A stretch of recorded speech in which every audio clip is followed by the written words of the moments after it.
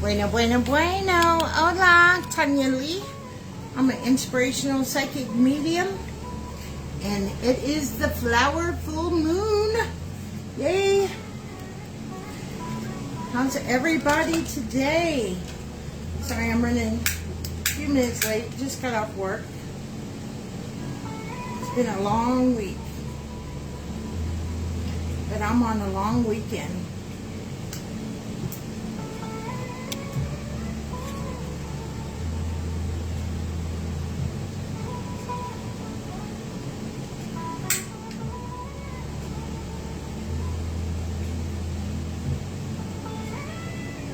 Hey, hey, hey. Good deal.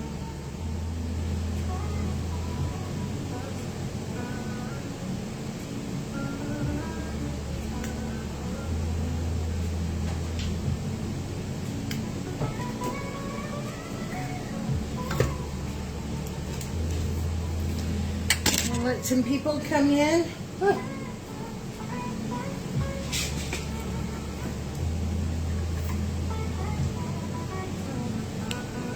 Hey, hey, hey. Oh, look, y'all got a new looking badge. How cool is that? Your badge is new. How cool. Whew. I'm now officially on a 4-day weekend. Thank goodness. It's been a crazy, crazy week.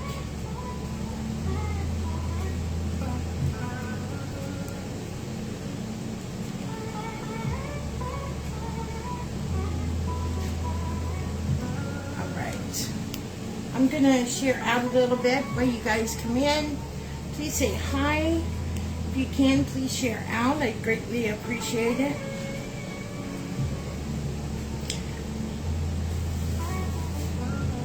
Greatly, greatly appreciate it. We've got 37 cards. I'm sorry, 37 cards. Hi. What is that? Still just pictures and Oh. Come here, baby. What is this? Is that you? Oh my God, look how good looking you are. Where's your glasses? I forgot. You forgot it. Oh. Are you going to say? I just dropped me something. I love you. Yeah. Tell everybody hi. Hi. Yeah. Okay, are you going to come see me tomorrow? Yeah. Yeah. Don't forget your glasses. Okay? Yeah, I won't come to school tomorrow because it's summer. School's over? Really? Yeah. Oh my. What are we going to do? We're going to do a lot of swimming, huh?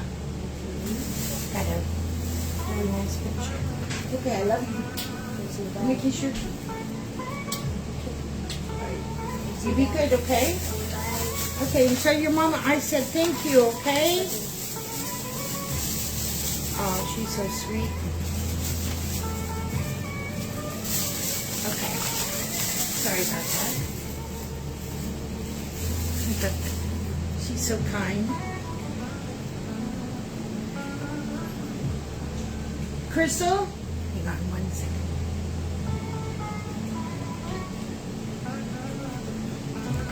Well, we got a minute. Let me get this burning.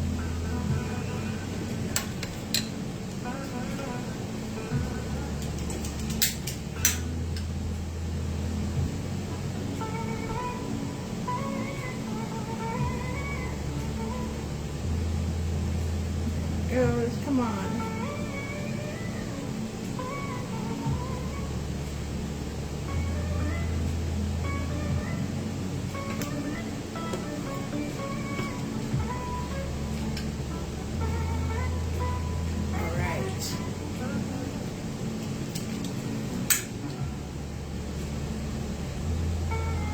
Anybody else gonna have a long weekend this weekend? I'm excited. I really need it. It's been a crazy, crazy, crazy week.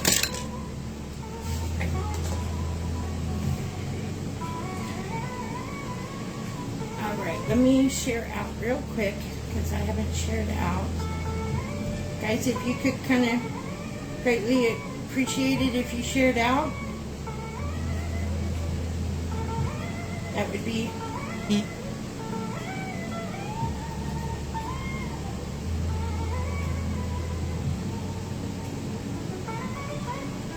okay. Now, guys, we're gonna have to.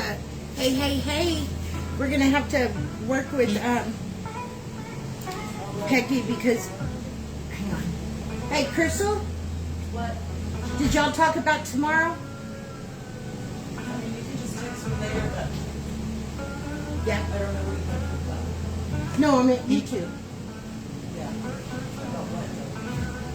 What time to pick them up and stuff? Well, I'm off all weekend. Oh, you are? Yeah. So we'll just figure it out tomorrow. Okay. All right. Have a good one. Okay. All right. Sorry about that. This is I on do. the floor. Thank you. It is. Is it 20? Oh, But did you use floor? okay. Thank you for the stuff and the pictures, baby. Yep. Can I still have them Friday night? Yeah. Okay. I'll talk to you tomorrow. I don't know what we have planned yet, but Okay. I'll just reach out to you later. tomorrow. Okay. I'm off. Sorry. Okay. Let me. Oh shoot! What was I doing? Okay, I was sharing. Let me share out. Woo! They got me off guard. I can't even see how many. I can't even see the comments or anything. I don't know how many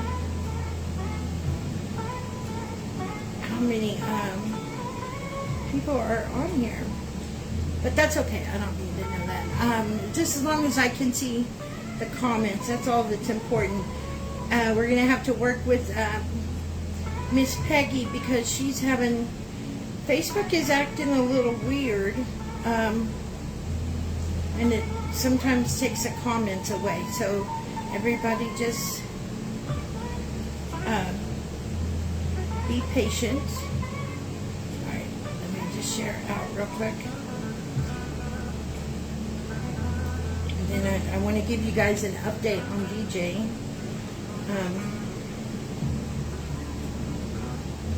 In just a minute.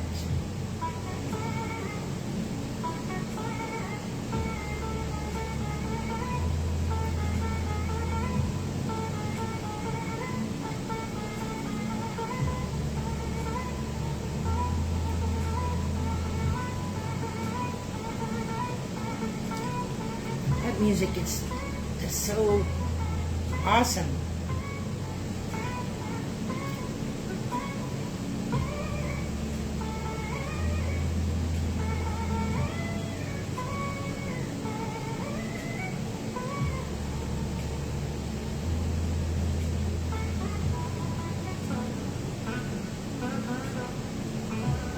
All right, just a couple more places.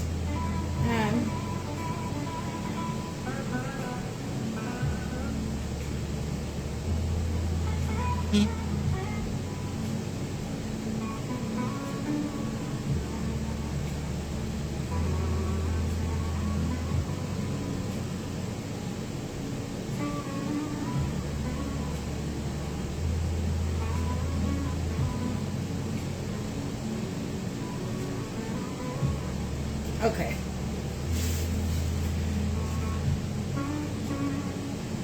And then my wall. Okay, here we go. Now, let me go back in and see if I can see comments. Hey. Tabitha, hey, Wendy. Hey, Suzanne. All right, let me go back in here. And hopefully I can see comments. I can see some things.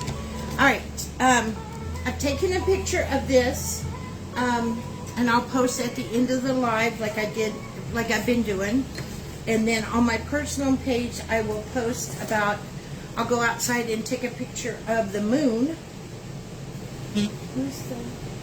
I'll take a picture of the moon and then I will post it, and I want everybody to share your picture of the moon. That's really cool when we can see the moon, you know, everywhere different, right?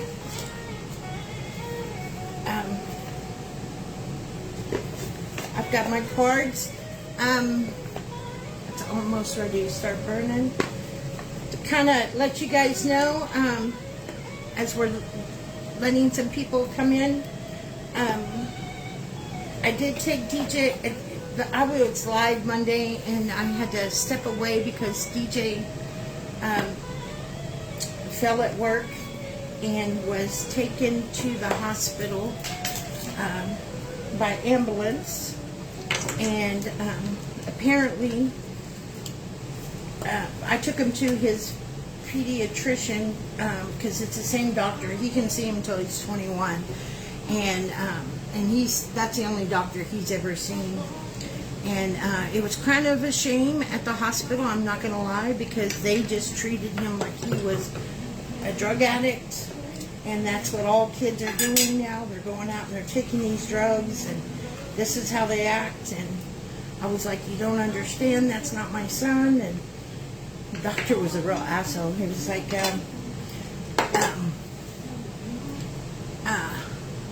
that's not what a mother wants to hear. I realize that, but you need to hear the truth. And the truth is, this is what the kids are doing. And I'm like, the other side of Tonya kind of came out a little bit. I was like, hey, look here. I know my son. I'm with my son all the time. I said, I'm not one of those parents that aren't in tune.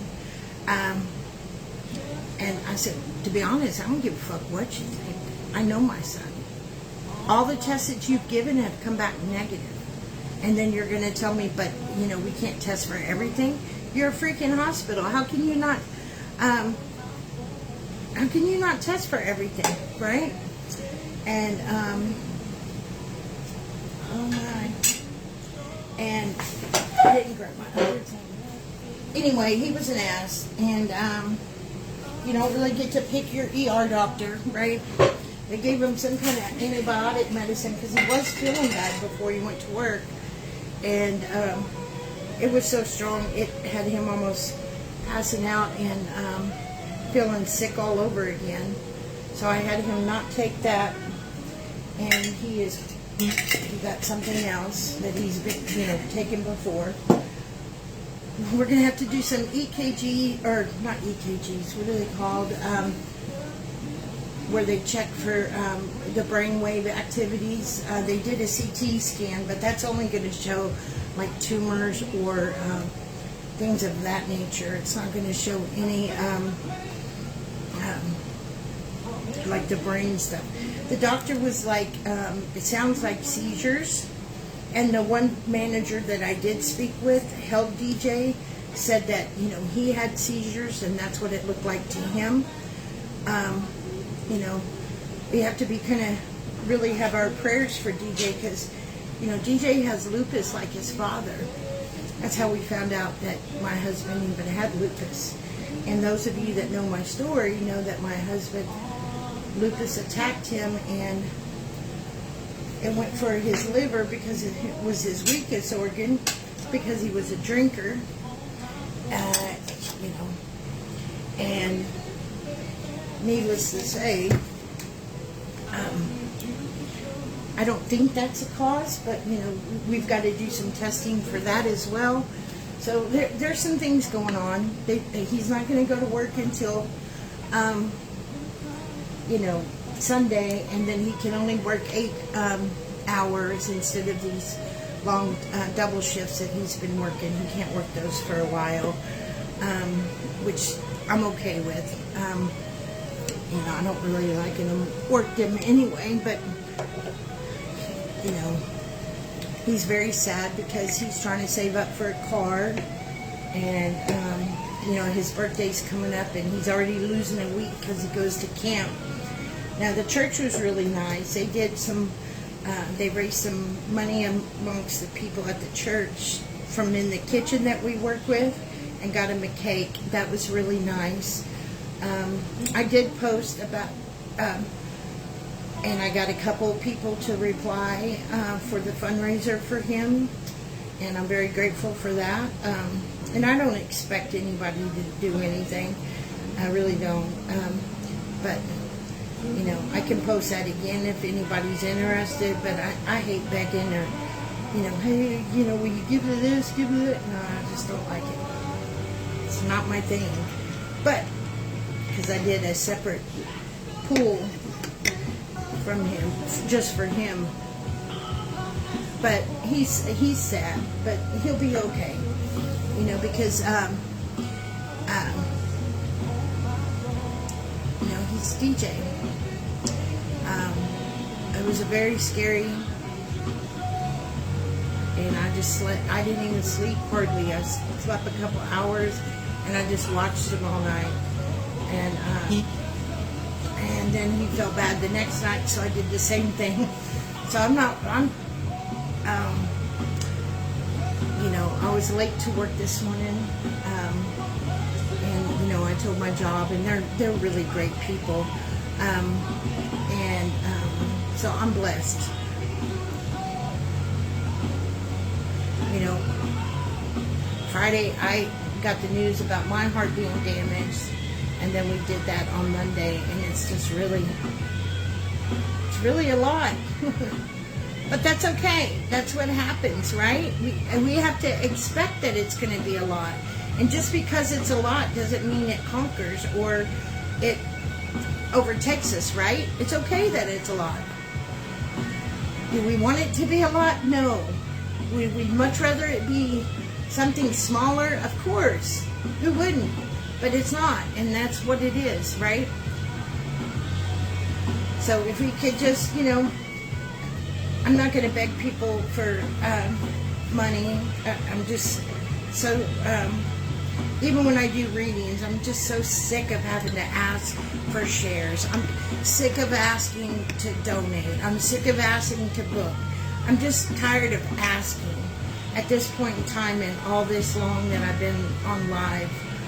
So I'm just going to be here, and, you know, it is what it is. I appreciate all my VIPs and all my followers. We did hit 18,000 on the page, so thank you for that. And, you know, if you want to be a VIP, great. It's a great community. But, okay. All right, ready? Let's pray. And,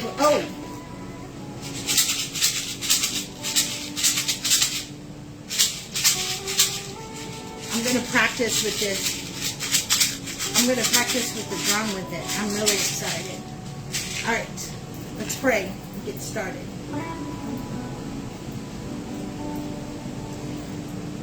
I'd like to ask the protection of the archangels of the direction to please come in and put a circle of white golden light around me or anyone that is on this live or be on this live in the future. I ask for only energy of great good intent to be in our space, and any that is of ill intent to feel awkward to leave. I ask that of you, Gabrielle, the element of water to the west, Raphael, the element of air to the east, Uriel, the element of earth to the north, and Michael, the element of fire, to the south. Our Father who art in heaven, hallowed be thy name. Thy kingdom come, thy will be done on earth as it is in heaven. Give this day our daily bread, and forgive us our trespasses as we forgive our trespassers. Lead us not in temptation, but lead us indeed good from. Okay, there's something not right here. Somebody just came in that's really, really strong and evil. Let me start that over. Our Father who art in heaven, hallowed be thy name. Thy kingdom come, thy will be done on earth as it is in heaven. Give this day our daily bread, and forgive us our trespasses as we forgive those that trespass against us. Lead us not into temptation, but deliver us from evil. For thy is the power and the kingdom and glory forever and ever. Amen. I ask God, Jesus, the Holy Spirit, archangels, guardian angels, spirit guides, and ascended masters to please step forward and help me deliver messages of light and love. I ask that all messages be for the greatest, highest good, and no lower level energies enter our space. I ask this all in the powerful name of Jesus, and so it is. Amen. So mote it be. I think clearly, I see clearly, and I speak clearly. There's something not right in the room.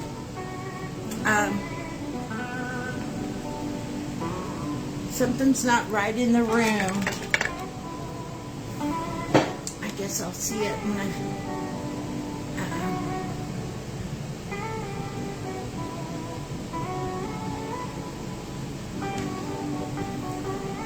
or maybe someone's watching that doesn't have good intent.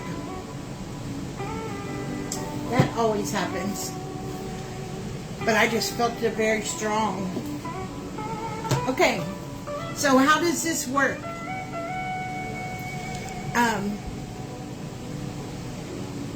Real quick. What's going to happen is I'm going to do readings for my VIPs.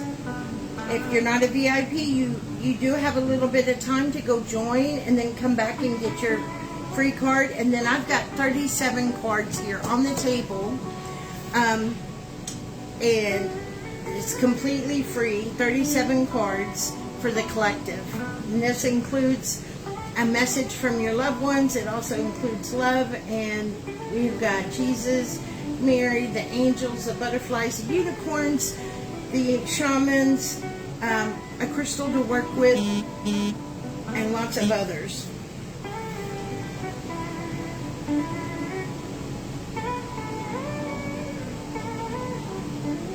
All right. And I'm going to go ahead and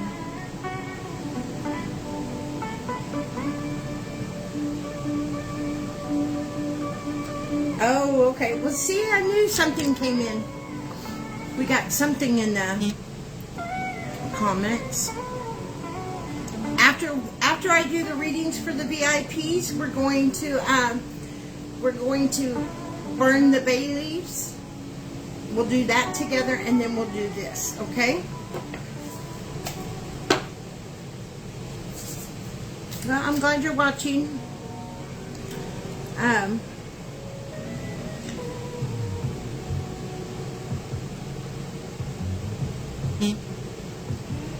Alright, so let's see who is first.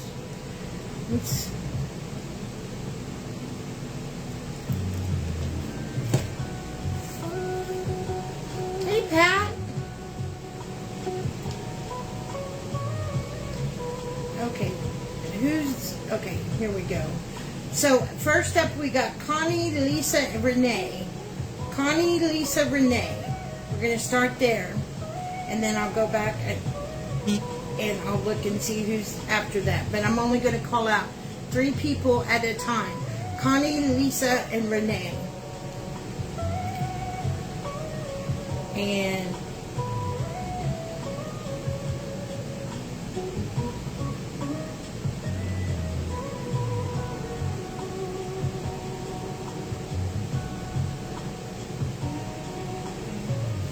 all right, Connie, Lisa, and Renee.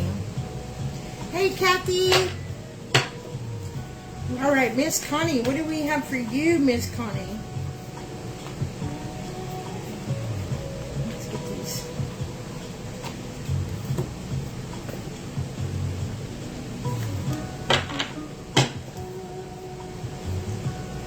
No, you have to be a VIP, and you'll get in line like everyone else.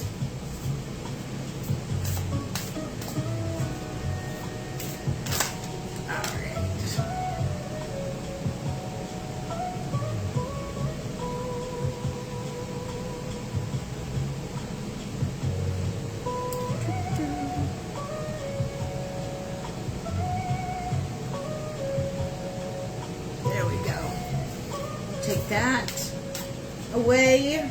I knew something strong came in. I can see where that came from. Oops. Okay, got that taken care of. All right.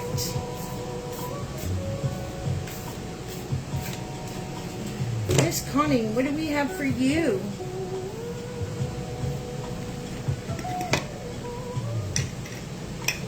Go for it. Go for it. It's just a continuation. Just go for it. Keep going for it. Never. It does get tiresome sometimes, right? We get, we're human. We get tired, and and no matter how much work we have done on ourselves, we still have those rough days and those rough moments. That's part of being human. That's part of the process. And it's actually a privilege because it kind of keeps us in check with our growth. Because if we never have a hard time, or we never have, those kind of things going on, then we'll never be able to exercise what we've learned and see how far we've come. And then we lose skills, right? If everything's perfect all the time, how are you going to know how to handle or do things, right? So that's why, life is all about challenges along the way, because that's what our teaching is. That's what we came here to do. Some people are, so full of their ego that they think they're just here to change the world instead of worrying about changing themselves. But that is an ego trap, right? Because they're so unhappy with themselves that they feel that they have a mission. The mission is to be the best person you can be, and you know this. Just keep it up, and when you do feel a little frustrated, just know that that's okay, and not to get mad about it, okay? Keep doing what you've been doing. You're doing great. You just let yourself get a little frustrated at times. Thank you, ladies. I hope that resonated.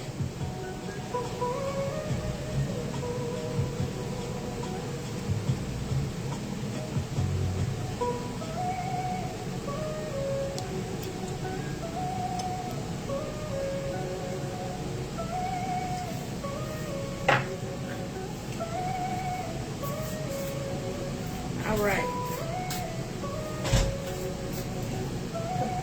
I need you to give me my babies in my room, and everybody wants to at least see you. Okay. You can at least say hi. You see on my wall right there, my spices and my herbs on the wall?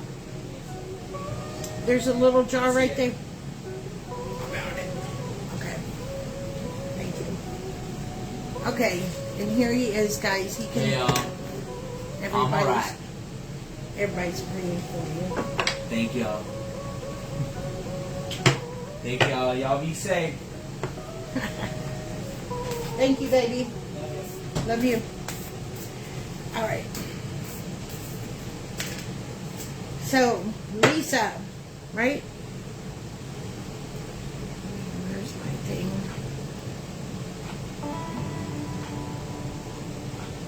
And then Renee.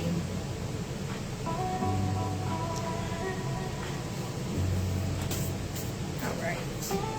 Miss Lisa. Watch for signs. Watch for signs. I know, really. Watch for signs. What does that mean? A lot of times we are sitting around waiting to see the signs, right? We're waiting to see the 1111. We're waiting to see the 222 or this or that. And that, I mean, that's great when those happen, but if you're constantly looking for something, you're going to find it even when it's not really there. There are so many people that have got a fixation on something being their sign, they can, you know how like you can look in the clouds and you can make anything be that shape? We can do the same thing with signs, right? So we have to be careful. Well, the purpose of signs is to sit down, and this is, you know, part of your spiritual hygiene, right? You sit down, you do your little daily thing, and then you put out, hey, look, I'm thinking about this, and I need some guidance, and here's what I think. Can you help give me a sign? And then you look for it. So it's like a give and take, right? And then watch out for the signs, but not watch out for the signs and just when they randomly come, that's all you do, because that's kind of like half-ass working with them. And you want to be able, if you're able to see signs, then this will expand that, and it will help guide you where you want to go and what you're looking for. All right. I hope that resonated. Miss Renee.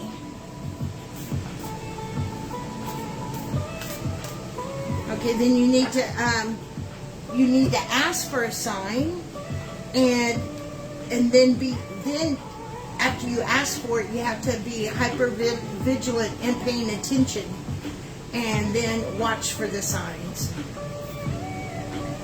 which was exactly what your card said.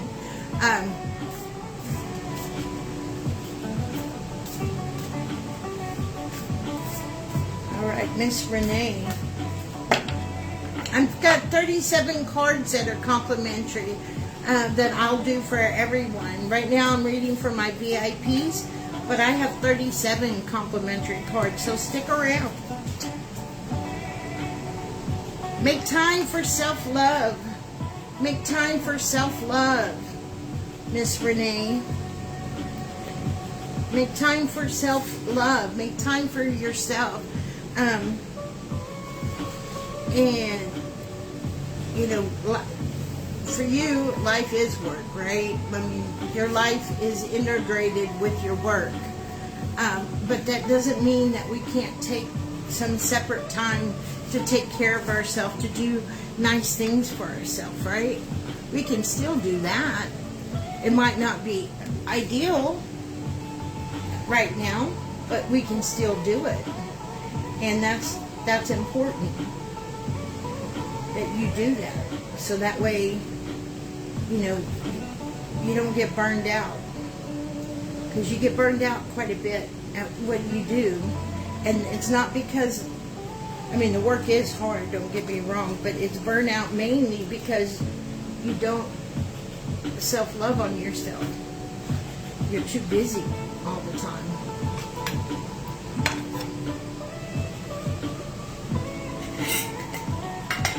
Hey, Ginger. Welcome, welcome, welcome.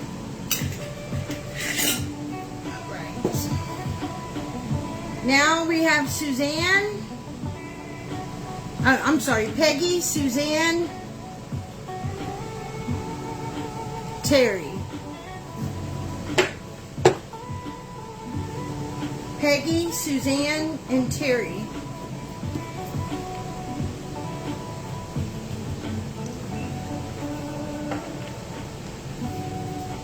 You know, Nikki, that is one of the great things about sticking around and really listening to readings, is that you'll get something from all the cards if you just sit and listen.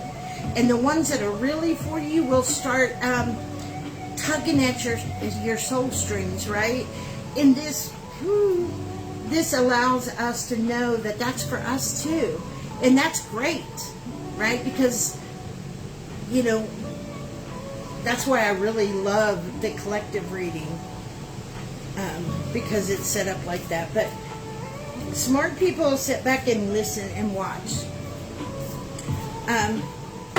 We don't want to be the desperate energy that, you know, just jumps up. We want to listen, especially because you're coming into a live and you never really know that person's energy until you've been in the live for a little bit, right? And not everybody, you shouldn't be getting a card from every Tom, Dick, or Harry, Sally, Sue, or Jane. But you're only going to know that if you stick around really good. Hello, hello, hello. Aw, thank you, Irene. All right, Miss Peggy. And then Suzanne, you're next. Are you still here? Be real with yourself, Peggy. Be real with yourself. What does that mean? Well, you know, you're a very honest and upfront, blunt type of gal like me. That's why we blend so well together.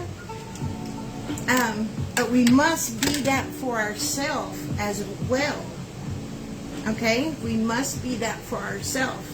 It's not okay just to be that for, you know, other people. We need to talk that way to ourselves. So that way we make a difference to ourselves. We make a difference to other people, which is great, but we want to make a difference to ourselves, right? So we want to kick ourselves in the butt. We want to be that, you know, that motivator within ourselves. It's great to have people outside of us to motivate us. Don't get me wrong. That's great. But we don't want to depend on other people to be the motivator. We need to be the motivator.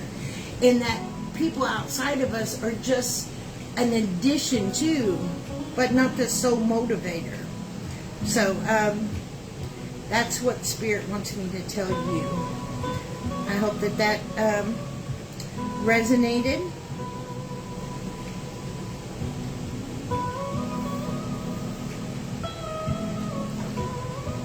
All right. And Miss Suzanne, are you still here? I need you to say something, Miss Suzanne.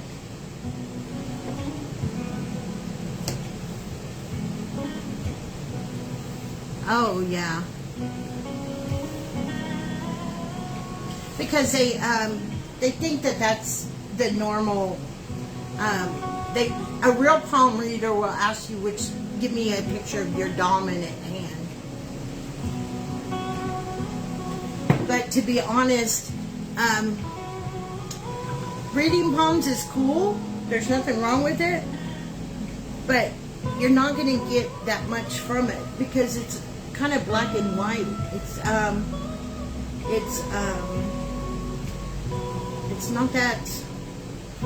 It's not angel led. It's kind of like tarot, right? Tarot is black and white. The card means this. This is what it means, period.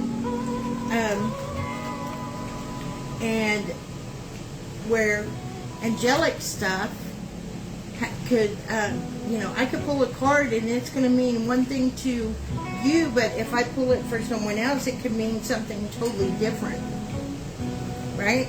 So that's actually why I do oracle and not tarot. Okay. Okay, Miss Suzanne, are you here? Okay, well,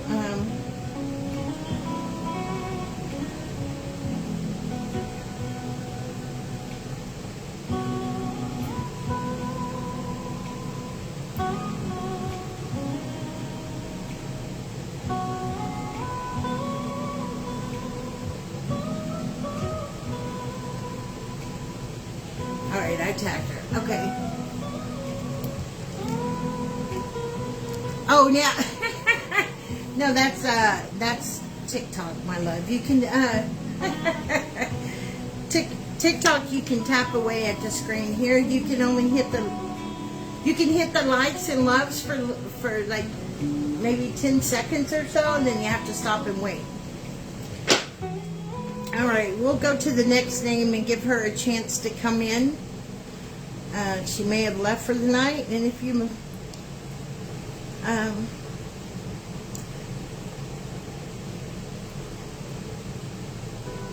yes, cards best be in black and white during readings.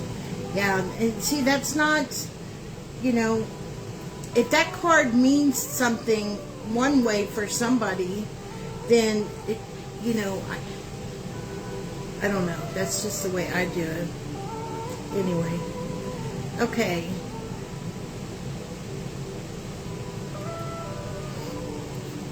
All right, Miss Terry. We'll go on with you and give Suzanne a minute to come in. Then we have Angelina, Ginger, and Daniel. Angelina, Ginger, and Danielle. I said Daniel.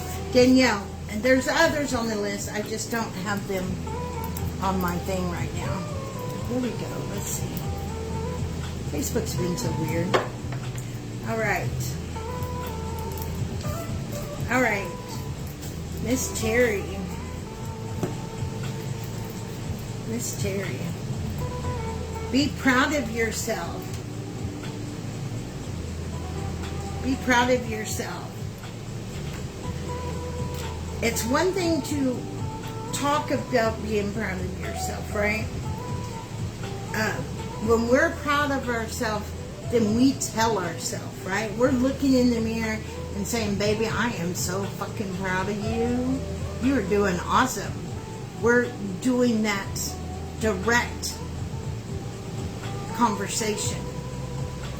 When we're around others, if we're, boasting, that's a little bit easier, right? Because we always want to kind of fit in or, look presentable to others, per se, okay? And there's nothing wrong with that as long as we are not putting our value on other people. Like they can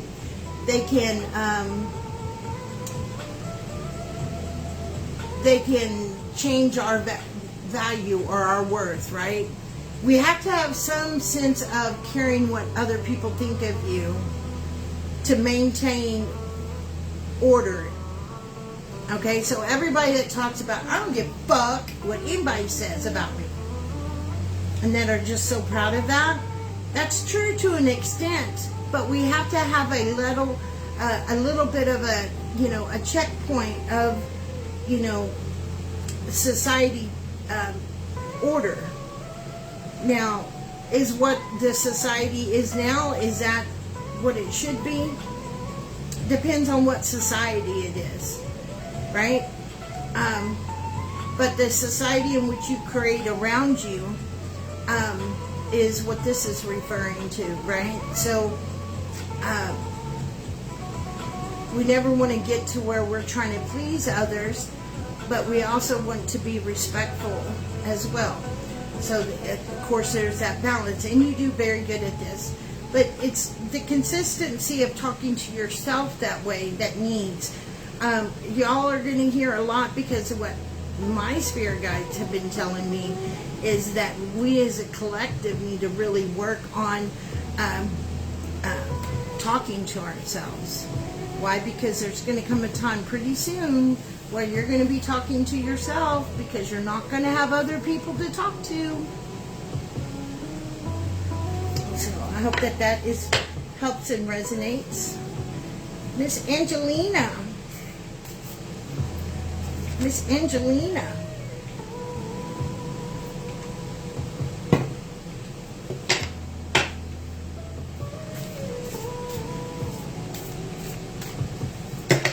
Goodness gracious.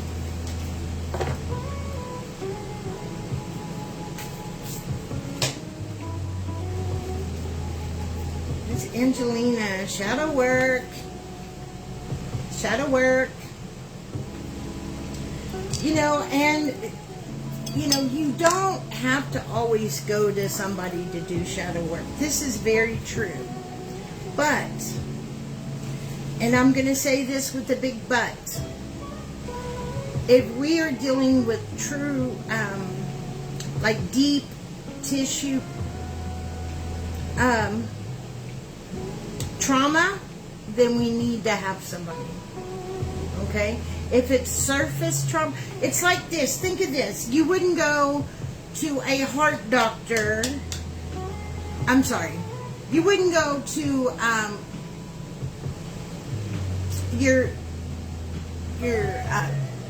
general doctor, right? Your primary doctor for heart condition. If you had a heart condition, you would go to a specialist, a cardiologist, right? Now, this primary can be, supportive and can give you the direction of where to go, but it's not a heart doctor. So they don't specialize in trauma. And you got to be very careful when you're selecting people to work with, because if you get into trauma and they don't know how to help guide you through it, or they haven't healed their own trauma, it becomes a big old mess. Or if you try to heal your own personal trauma. And when I think of trauma, I realize trauma can be anything to anybody, right? When I use the word trauma, I'm thinking of, abuse, extreme, okay? We can all come to terms with being bullied at school on our own. We can come to terms with, low self-esteem, as long as it came from, just normal stuff in the world or our parents. But when we're talking about abuse or sexual or mental or physical or verbal abuse, that's a totally different ballgame. And that's not something you can do on your own, because you are in it. You've been hurt and traumatized so much by it that you can't heal it from out here, because you're not going to have the right perception to see. It's like stepping back, and when you clean a house, right? How many times when you clean a glass, right? You clean the glass mirror. How many times do you go like this so you can see that you got all the streaks, right? Or you've cleaned a glass door, right? You have to be able to look at it from another angle, so that way you can see and make sure it's all clean. That's the same thing within us. But people don't like to hear that, and I'm not saying you are. There's just some people out there that, well, I can do anything. And it's like, well, you can. You're absolutely right. But if you could, you would have already done it, wouldn't you? So I wonder if that's why I'm reserved to have nightmares. Yes. Because that kind of stuff comes out in our dreams, whether or not we remember them or not.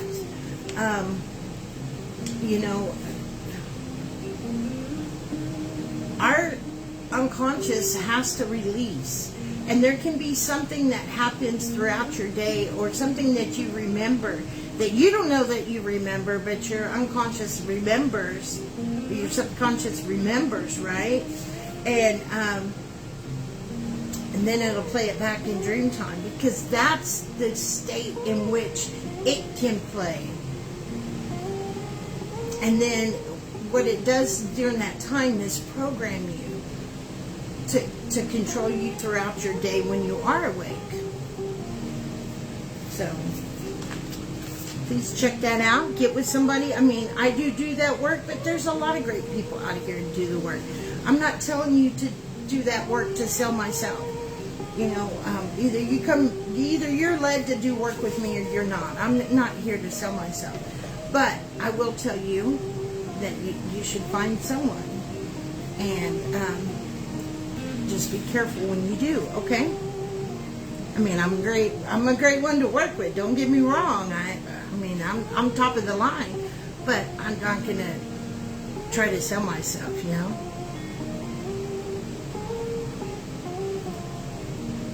All right. Miss Ginger.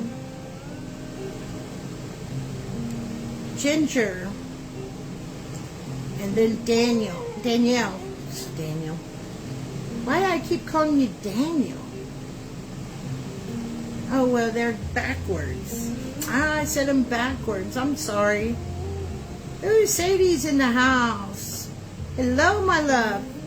Curtis, are you still in the house? All right, Miss Ginger.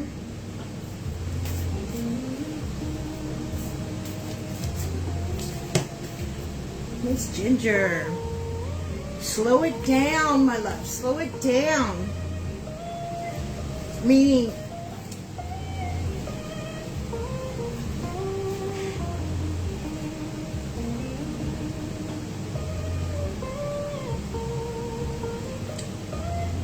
it's okay to like prioritize and make these lists and get things done.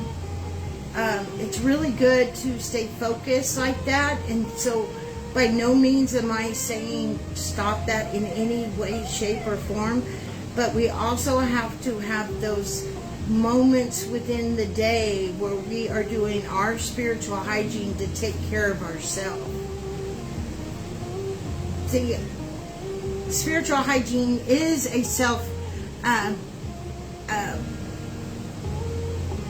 a form of self-care. All right, so if we're doing spiritual hygiene, we are taking care of ourselves, and then it begins to feel so good that we want to do more of it, and then we think of other ways to do it. Right? It's real easy to go out and get a pedicure and I did my self-care. Look, I got a pedicure or manicure.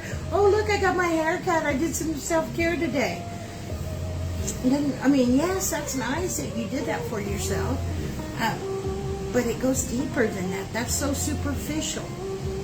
And, people that say things like that, they don't realize it, but they're being superficial.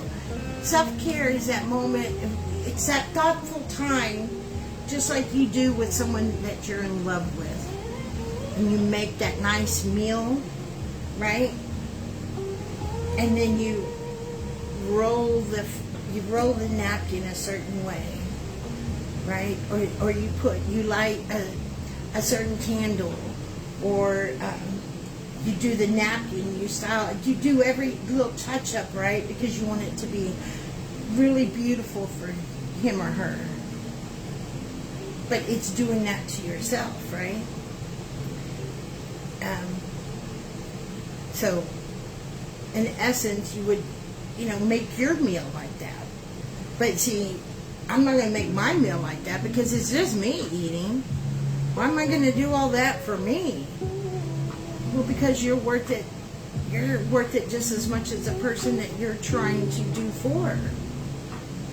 Now, that's just an example, right? But the moral of it is that you've got to make sure that we are being as diligent as you are, being diligent to yourself as well. Make sure that we're putting ourselves in there.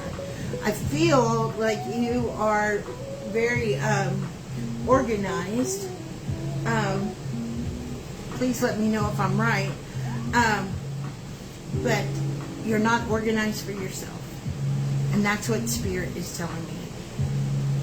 I'm like, I feel organization. They say not on herself. That's kind of how I have my conversations with Spirit. Is I'll say something and they will finish it, or they will add to it, right?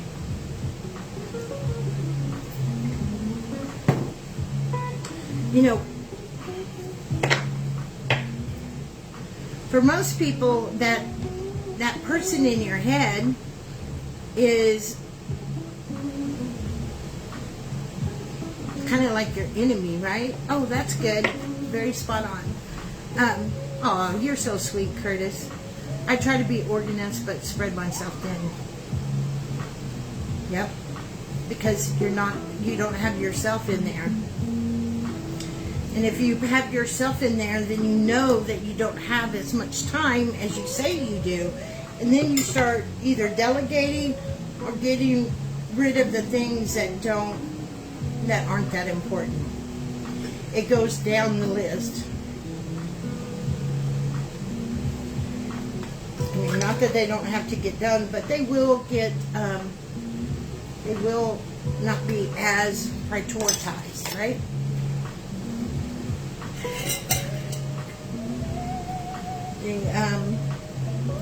The beautiful thing about being connected to your team, and what I really, really want for each one of you, most of the time, the conversations you have in your head are within doubt or fear or what if, right? Well, what if this happens? Or what if that happens? But see, if you do your spiritual hygiene and you get to a point with, oh, you're welcome, my love, with your spiritual team, then that's who you start having the conversations with. And it's not the conversations of doubt all the time. Not saying there won't be that ego stepping in, because that's what it is Mr. Ego stepping in there and trying to bring his buddies in, right? That's what all that is. But for the most part, it's going to be you and your guides. And that's beautiful. And you know how you know the difference? Because guides don't put doubt and distrust and fear. That's not what they do. That's not their job. Okay? All right, Miss Danielle. Miss Danielle.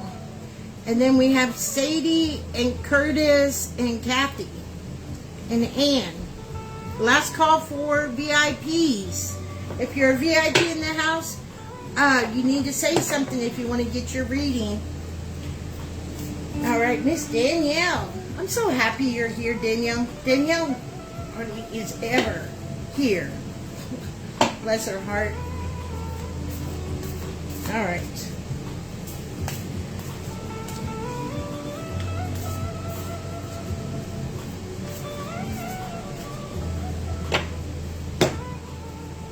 All right. Go deeper. Go deeper.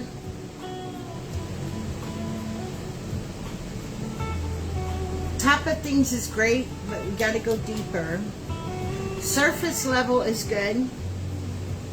I mean, we can get out the stingers, right? We can get out the stingers. Hey, Christy. You made it just in time. Put Christy down on the list. Thank you for the stars. We can get the stingers out, but if one's really embedded and we can't reach it, the more we do it, try to just go at surface level, the more we're pushing that stinger down, right? And now we got to go deeper to get to it. So that's kind of your example.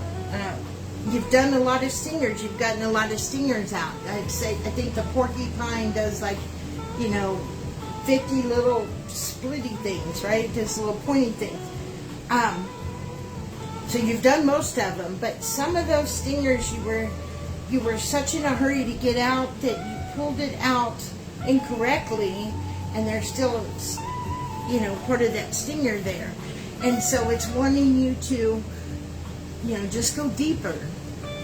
And you as well. A lot of it is just that spiritual hygiene, that daily self-love for yourself, making it a daily thing. That 10-15 minutes will do wonders. I mean, you've come so far, but that 10 or 15 minutes will be the start of many singers coming out. All right. Spirit's giving me a whole bunch of unique little, hey Aaron, unique little things to say, aren't they?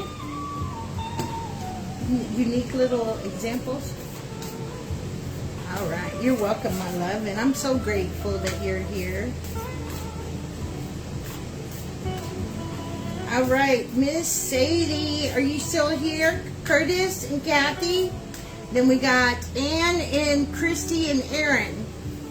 And then last call. Cut it off. All right. All right, Miss Sadie. What do we have for Sadie?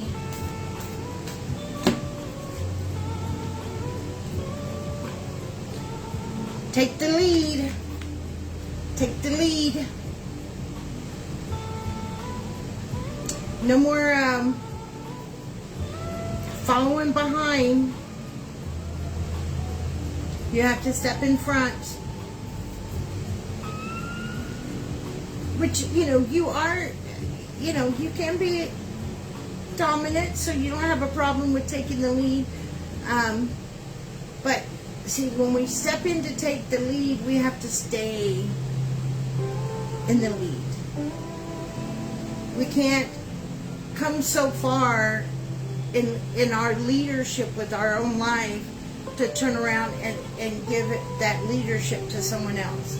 If we're going to be the leader of our life and we're going to take leadership of our life, then we must stay in that.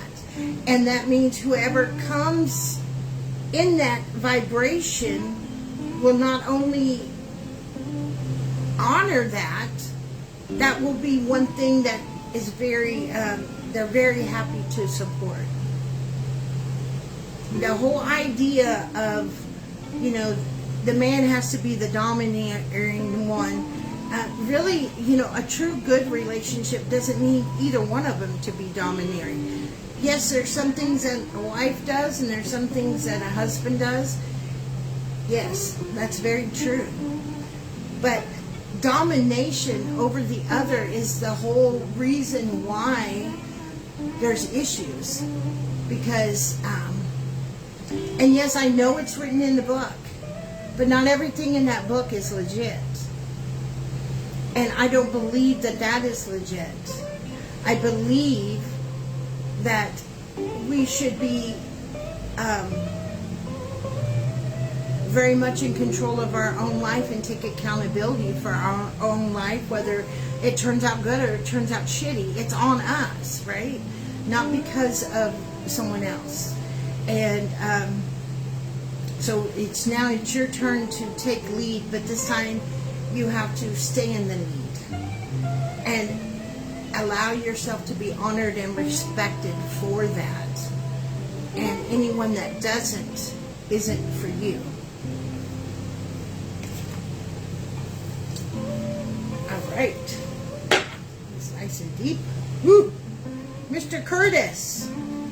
I hope that resonated.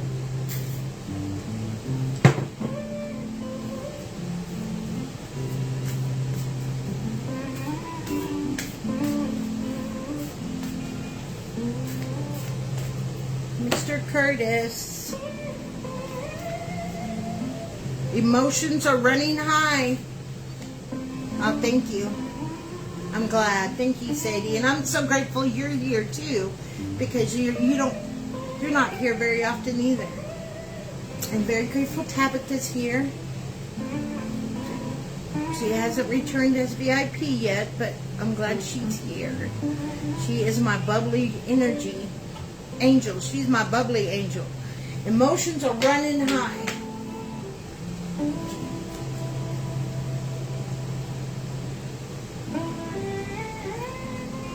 We have to be careful when we're in this state. Because when our emotions are running high is when we are the most vulnerable. Okay, this is when we can be taken advantage of the most. This is when we don't see things as clearly as we should see them. All emotions need to be felt, regardless of what they are. Not all need to be acted upon, right? We've learned that, hopefully. But we have to stay on top of transmuting it.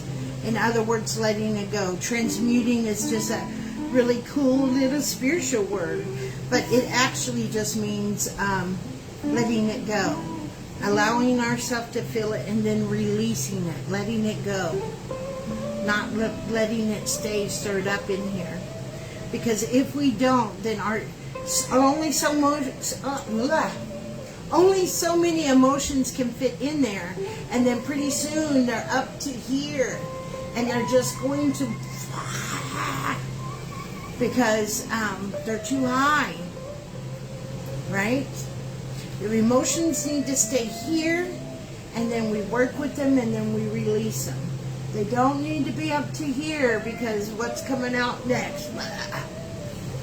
And if we're not careful, we end up hurting the people around us that we love, And that's not what we want to do, right? Or we hurt ourselves by this self-talk.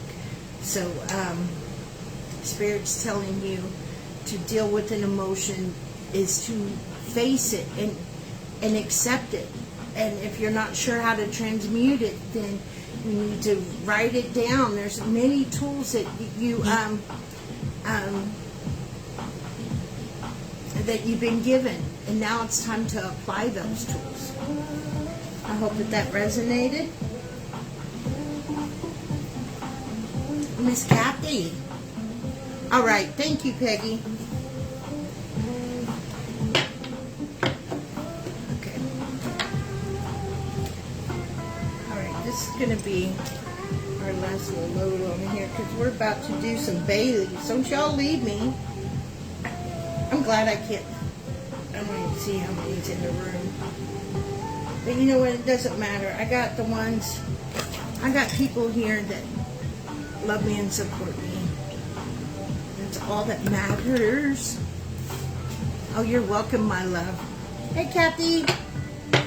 All right, Miss Jacobs. Miss Jacobs.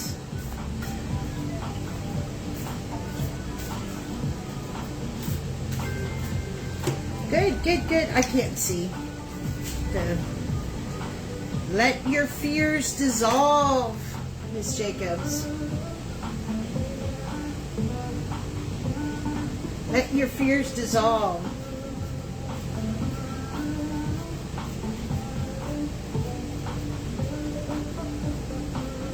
And the best way to do that, especially as a mother, is to recognize the fear and understand where it's coming from. You know, not all fear comes from something in our past.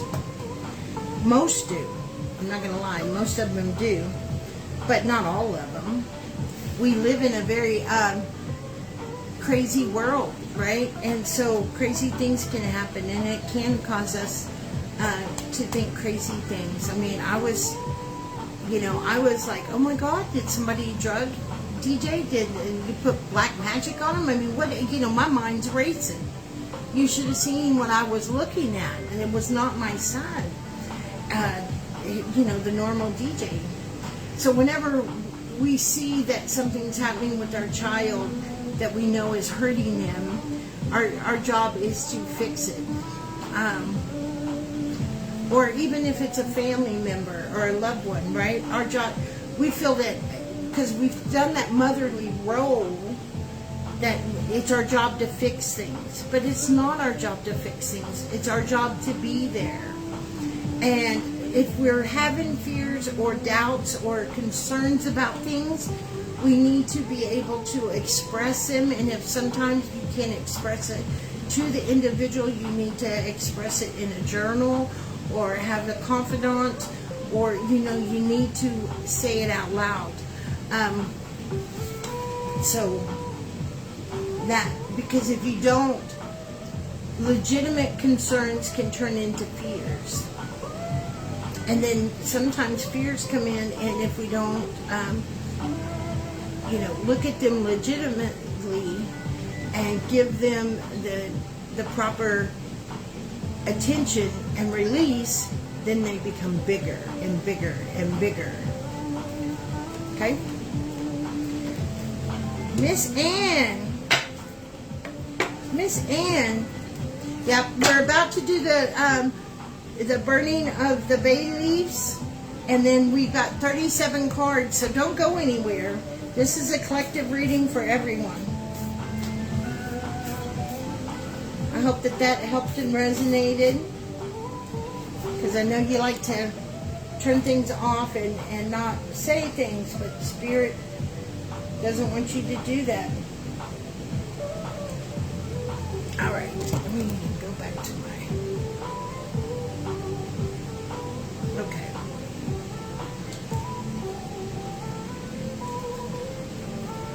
Miss Ann, are you still here? Miss Ann?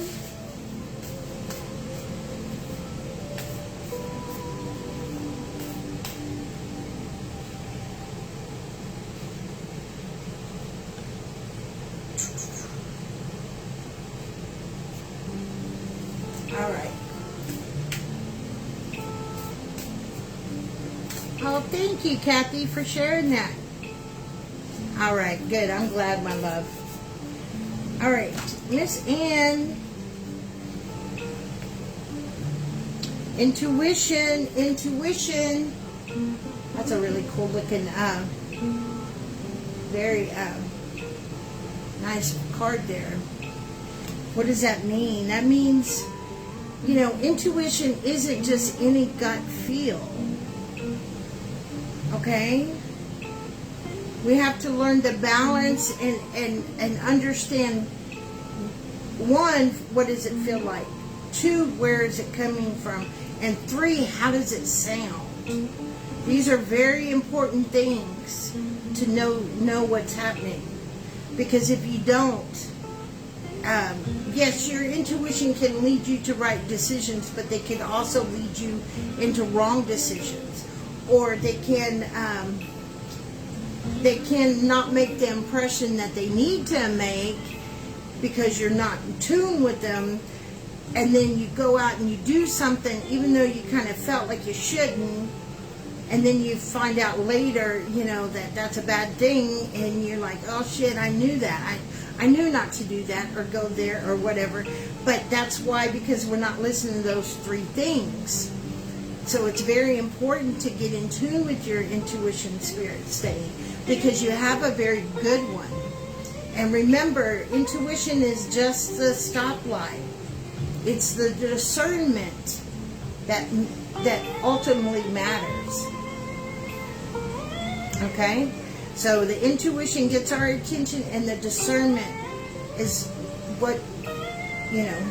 So think of it as is that light red, yellow, or green? Where are you feeling it? What are you hearing? And what does it feel like?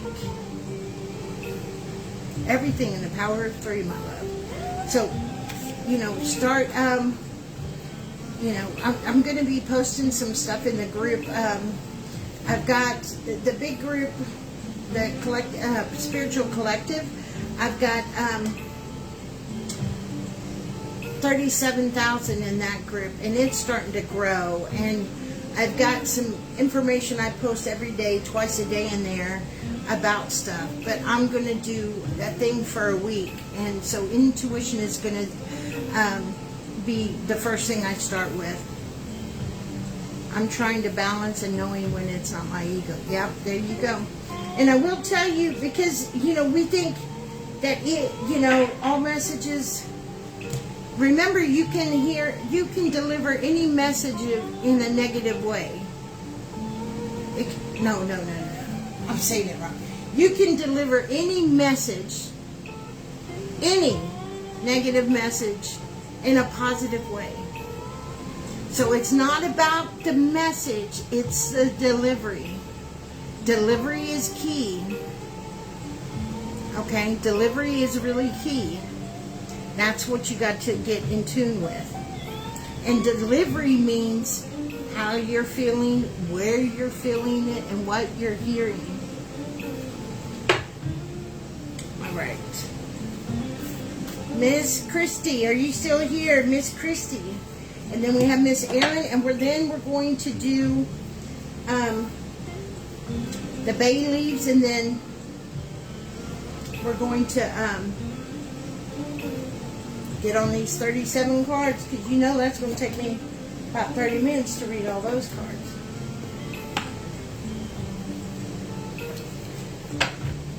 All right, Miss Christie.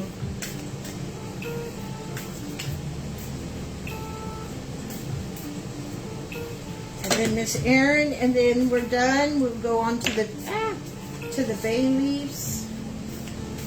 Get on this big reading.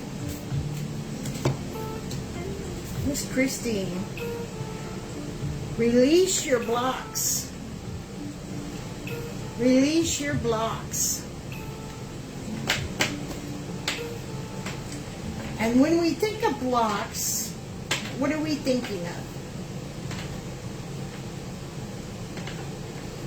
We're thinking of big things, right? We automatically go to the big things.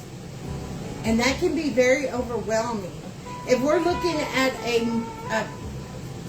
a little hill of rocks, let's say, right? And it's blocking the way to drive. We can't drive down the road because we have this big freaking mountain of rocks. Well, we can't start, you know, and taking things off the top to get rid of the rocks, because what happens, it just spreads the rocks out, right? So you actually have to come in on the sides and start scooping away rocks, and that lowers the formation, right? If we not come up totally underneath it, but come onto the side of it or in front or behind it, and we just take out a little bit at a time, it will lower. But if we take out from top, we're going to spread it out. And we don't want to spread it out because that's going to make more of a mess. So in other words, Spirit's saying, okay, you're looking at the whole thing, but that makes it overwhelming. You have to, okay, fine. You notice the whole thing. You know all this needs to be dealt with. Now let's break it down into steps. What am I going to do first? The first steps. And then start going that way. And then you're doing, you know, people say, oh, those are just baby steps. Yeah, but, you know, the baby steps is what got the kid to walk. The kid just didn't jump up and start running around.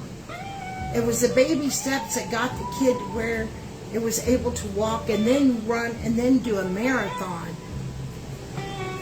So that's what Spirit's saying.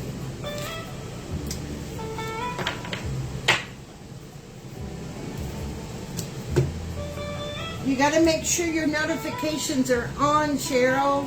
Oh my goodness. I'll go ahead and pull you one, honey. But know that these lives, I'm trying to end the VIP readings by 8:30, 8:45 at the latest, Central Standard Time. I hope that helped and resonate. Oh, good. I'm glad. Miss Erin, are you still here? I'll go. Are you staying, Cheryl? Good evening. Welcome, welcome, welcome.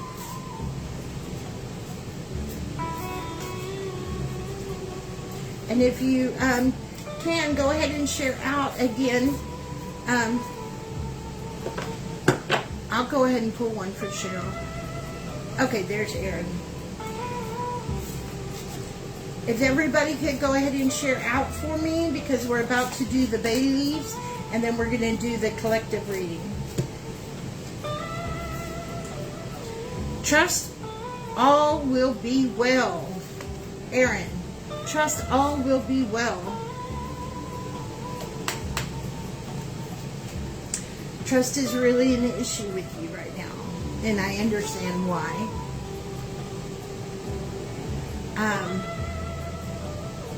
But that's exactly why we don't want to let trust be an issue. It's the very reason we think that we should have trust should be an issue is the very thing that we don't want to do. Because we've learned the value of life. And no life worth living is that one of which is full of the inability to trust. Ooh, that came out of nowhere. Someone needs to text me that one. But that's what Spirit just told me. Let's see if I can remember it. Because when we can't trust, then we stop living, we stop exploring, and we stop, you know, having joy, and we stop trusting Spirit. And if we don't trust Spirit, then we don't have faith. See, remember, the biggest thing about faith is trust. Now, that doesn't mean we put ourselves out there to trust any Tom, Dick, or Harry that walks up to us to say something, right? We don't want to, you know, we don't want to put ourselves out there to be vulnerable. We need to be logical about it, but we also need to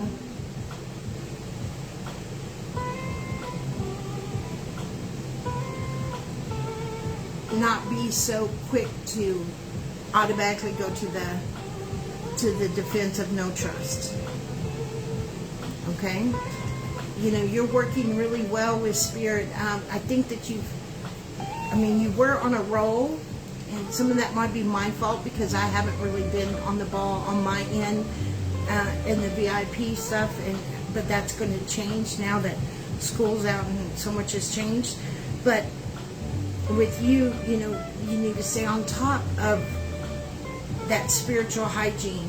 You were doing really good with that, and you still do, but not all of it. So remember, you guys got to kind of do that stuff with or without me. I may not be here one day, and then, you know, then what? Then you just don't do your spiritual hygiene because I'm not reminding you? No, I mean, the whole purpose is for you to learn to do that on your own. I want to be able to look in and see that the ones that I spoke with are doing what I taught them. That would be awesome. So that's what Spirit has for you. I hope that helps and resonates. Miss Cheryl. Miss Cheryl. And then we'll do the bay leaves again. Or again, we'll do the bay leaves, and then we're going to do this big old reading. Miss Cheryl.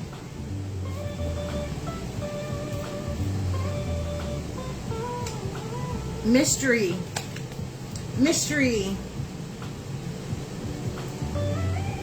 Mystery.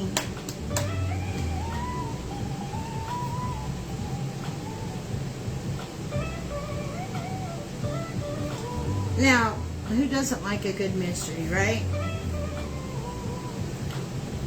But we got to be careful that we're not allowing mystery into our life, because mystery can turn into misery real quick.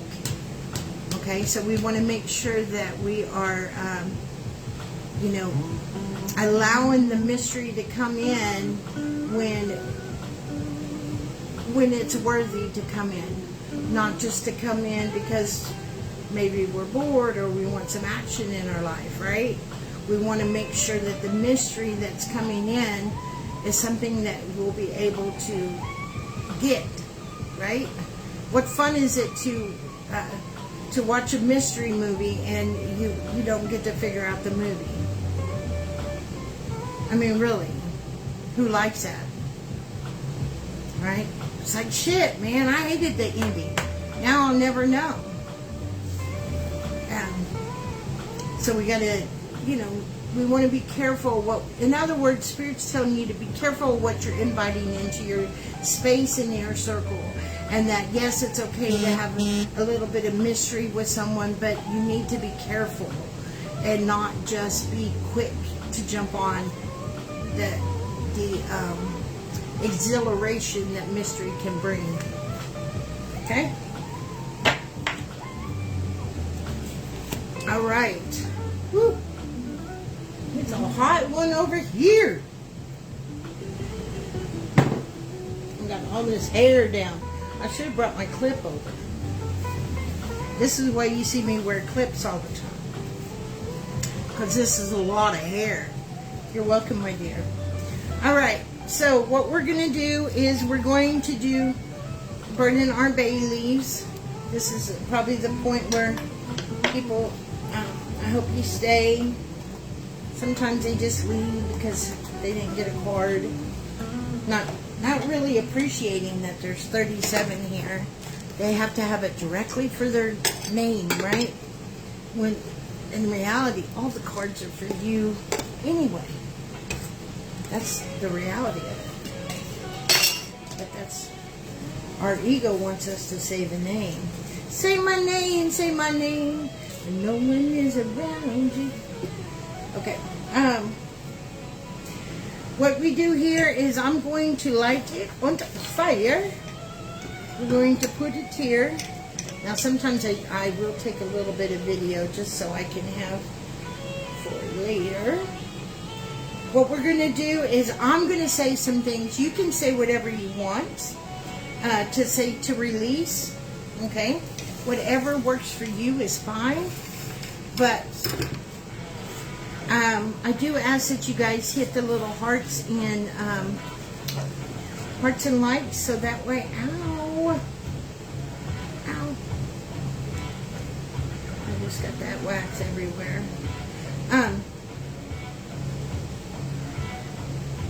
Throw that off my hand. Oh my God. Oh well. I'll have to clean that up after I'm done. Alright. I will say something. I'll say something that we're going to release. You can put your own thing in the comments if you want, if you're releasing something. Okay, whatever works for you. It's quite alright. And just hit those hearts as we do it. Y'all ready?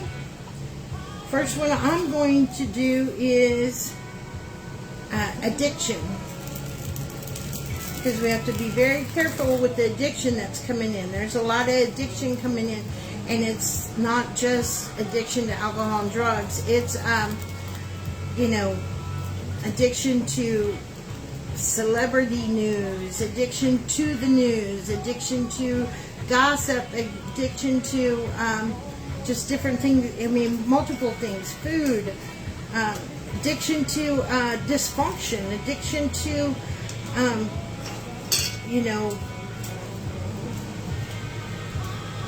negativity. There's a lot of things that we can get addicted to. So it's not always this, drugs and alcohol, but that's what we think of when we think of addiction. I also want to throw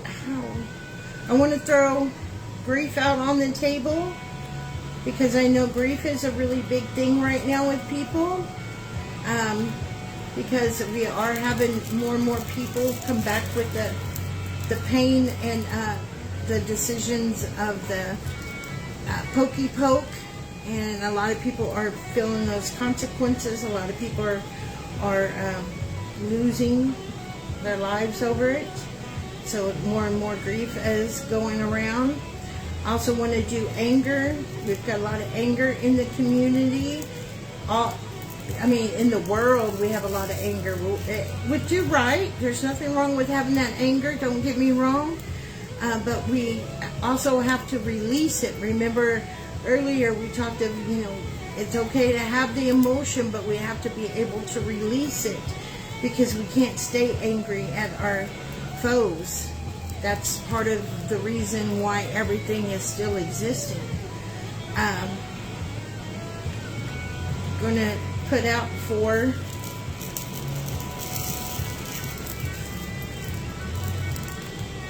procrastination, right? We've got to stop putting things off. I mean, at what time does things begin to mean something? At what time is our start time? Are we going to keep saying, well, I'll do that later? And hey, I've got to work on that just as well. Because sometimes, especially I know with myself, that I put too much on my plate, and then I can't perform what I said I would do. So we have to be aware of, our limitations and accept that. We have to accept our limitations. The next one is depression, and understand that depression is a choice. Understand that depression is a choice, right? And that means that we can choose to be happy. Now, when we're talking about a chemical imbalance, that's something different. But that's not what I'm talking about here. I'm talking about people choose to be depressed because they choose not to get over the things or choose not to deal with things. There's a difference in that than someone that's clinically got missing some chemicals. All right? And then I want to put down lack of release self-doubt. Release self-doubt. That's turning out to be really big right now, because we do have you know, it barking in our ear, right? We have it barking in our ear. Well, you're not good enough. Who do you think you are? You're not ready to do that. You know, you have to have this person, or you have to have this or that to be able to survive, or to do this or to do that. Let go of the desire to be liked and approval. We need to let go of that one, because that really does a lot of damage to our psyche. And then I'm going to do fear, and then I'll light this last one, and then whatever you guys want to say for the last, I have 3 set out for you guys that you can say whatever you want in the comment. Alright, I'm going to do fear though real quick. So I'm going to say release fear, because fear is a big thing that's going on. Fear is a big thing that's going on.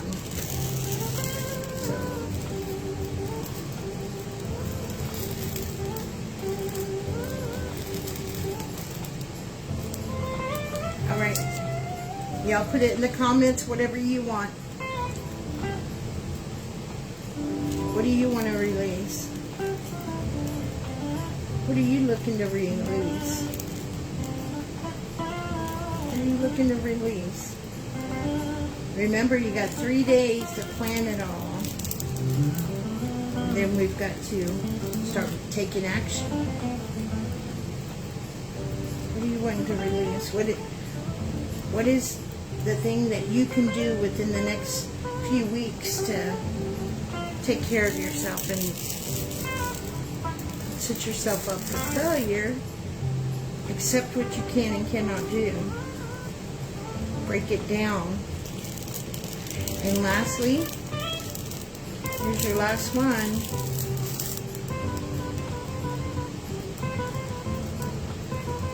Whatever it is, I know you can do it. I know you can do it. I believe in you. I believe in you wholeheartedly.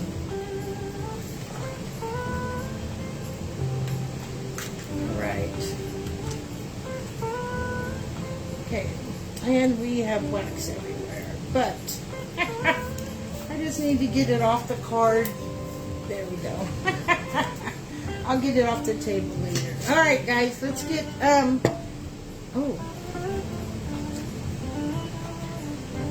it's the candle. Let's, get to rocking and rolling on the card, on the,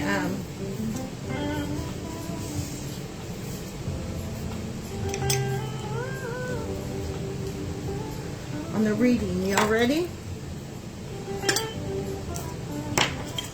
Let's do the selenites.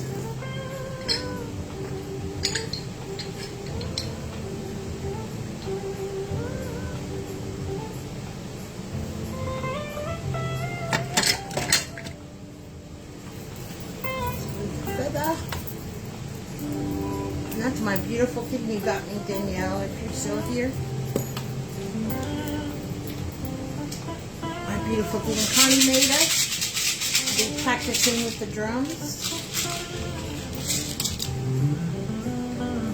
Alright. Let's get to rocking and a rolling.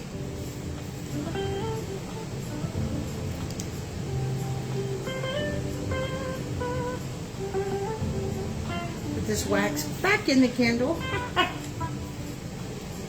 Oh, and I'm doing an event on Saturday. I'm very excited because it's a new place. It's a open heart sanctuary. It's kind of like a yoga crystal store in a small town. So I'm very excited. It's about 30-45 minutes outside of where I live. And I'm very, very, very excited. All right. So those of you that's never got a one-on-one from me, let me tell you how my readings work. I start with an objective card, and then I say what we're blocked and what we can do in those to release those blocks. It's a spread that I've always that I always use, every once in a while I'll use something else if Spirit wants me to, but this is one that Spirit helped me develop, my layout. And then I have a bunch of confirmation cards, as well as angels and Jesus and Mary and Cryon and spirit guides and crystal that we will be working with for this month. We have a love reading. We have one from our loved ones. That'll be our last card. We got shaman cards. We got everything here. Inner child card. The dragon butterflies.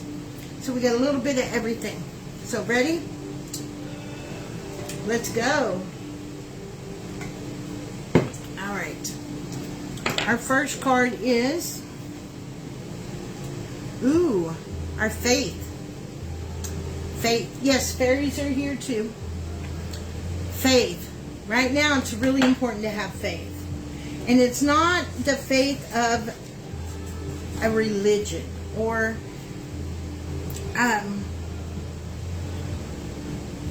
I'm not even going to press the word of God. I'm going to press the word of divine, which divine and God are one and the same, but I'm trying to get you to take out the stigmatization that you have with God, the word God, and the way that you view that.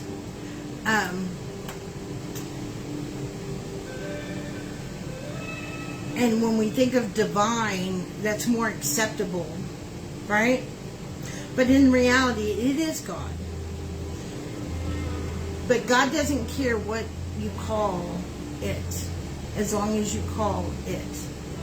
Meaning that God is a frequency, right? So it's whatever label you want to put on it doesn't matter, because it doesn't change what it is. And it is a love frequency. Nothing more, nothing less. And when we, in a world in which we live of so much chaos going on right now, it's really hard to believe that there is good.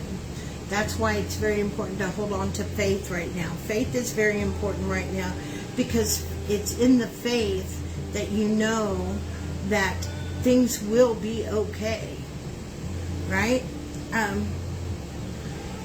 So faith can mean a lot of different things with different people.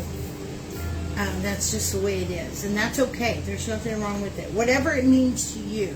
If it means God, if it means things are going to be okay, if it means whatever.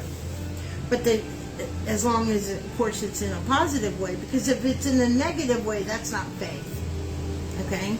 But you can have faith that something bad is going to happen if you manifest on it, right? Creator, there you go. So whatever label is good for you, use it. I don't care. And it doesn't care, because it's just a vibration of love. But we need to stay in tune with that. And we really need to pay... it's real easy for us to all say, oh, love and light, and yes, love, love, love. But we have to remember that everything we're seeing unfold will require us to love and forgive. So as happy as some people are to see things crumble around them, remember the ones that built it will have to have our love and forgiveness. Otherwise, it will just be rebuilt again if we can't find it in our own heart to do that. And that's not what people want to hear. But this is why it continues. We've been here many times. We have done this many times. History proves it. And the reason why it never pans out is for this very reason. Okay, for the very reason that we end up doing the same thing. we hold grudges, and we don't pass down the love and forgiveness. We pass down the love and we pass down the hate, and the resentment and the avengeful. Right? We're going to avenge that. We're going to get that. We're going to fix that, and that's not ever going to happen again. And but it will happen again. Sorry. In fact, what we're seeing right now in Israel is a perfect example of that. Okay? We're seeing a perfect example of that. We said, and I don't care where you stand about the whole thing with Israel. That's not what this conversation is about. It's about, you have to understand that we are doing the exact thing that we said we would never allow again. So what we meant was, if we will never allow it again to happen to us, as long as it doesn't happen to us. Now, if it's happening to somebody else, that's not our problem. But if it happens to us, then we will never allow that again. And that's where the problem comes in. The only way to break the chain is not only a change of behavior, but you have to forgive the abuser. You have to forgive the negative energy. People think that it's a war of good and evil, good versus evil. No.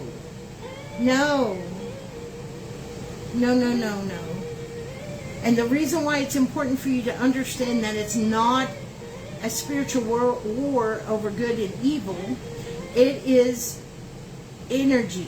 Everything's energy. So it's either positive or it's negative, period. So it's not about good or evil. It's either, because it all is just energy. Just some is positive and some is negative. And as you know, you can't mix the two. Right? So our faith is what's going to either hold you or break you. Lack of faith will break you, and having faith will hold you. Positive intention. Your intent is what matters. Not what you show people. Not what you post on your Facebook or on your Instagram or on your TikTok. That's not what's important. What's important is what's in your heart. Y'all got a good glimpse of that right there.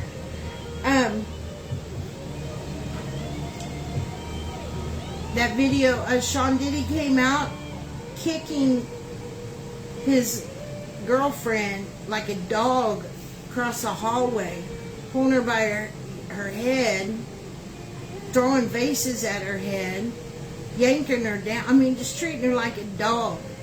Now, everybody knew he was bad business. Everybody had talked about it.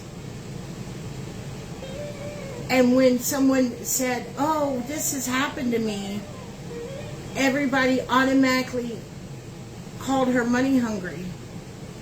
Right? And turn that down, that whole idea down. And then the video comes out. We're doing that in our own community. We're doing that in our own community. See, it takes you to be able to see the evil, the heinousness of that evil, for you to understand the magnitude of it. So you have to see this woman get kicked in the head and kicked down the hallway for you to finally say, well, what he's done now, it's too much. But he's been doing this for years. And we have that in our very community. We have people that speak and throw out lashes of crap, and people don't do anything about it. You have that in your neighborhood. You probably do some of that yourself. So it's a very important behavior to nip in the bud, because nothing can change until that's nipped in the bud. Because yes, whatever happens in the dark happens to the light. And everybody loves to be a light worker and say all the things. Oh. But until you are pulling your dark to the light, then it's not so cool, is it? And that's why we need to make sure that we're dealing with our own darkness, so we don't have anything. So you're seeing things in real time for all ethnic groups, and you're going to see it in all gender of music, and it's important, and it will help us grow.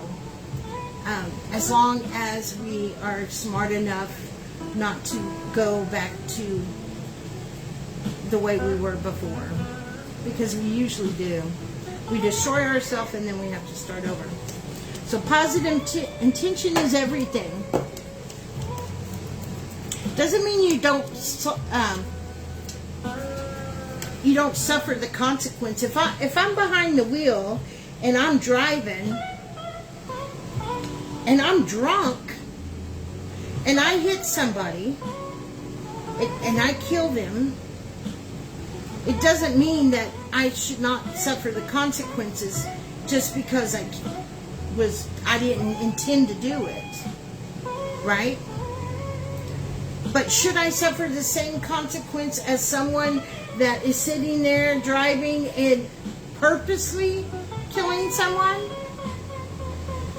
Well, no, the intention is totally different. Both have consequences to feel and suffer. Not suffer. Abide by. Suffer is not a good word to use. Everybody has consequences to deal with. But that's why it's important for your intentions to be pure. Okay? Fulfillment and wishes. Fulfillment and wishes. It's always, oh, well, what do I want? What do I? And, you know, at the end of the day, don't you ever get sick of saying the word I? Do you ever get sick of saying, I want to do this or I want to do that? Probably not, to be honest.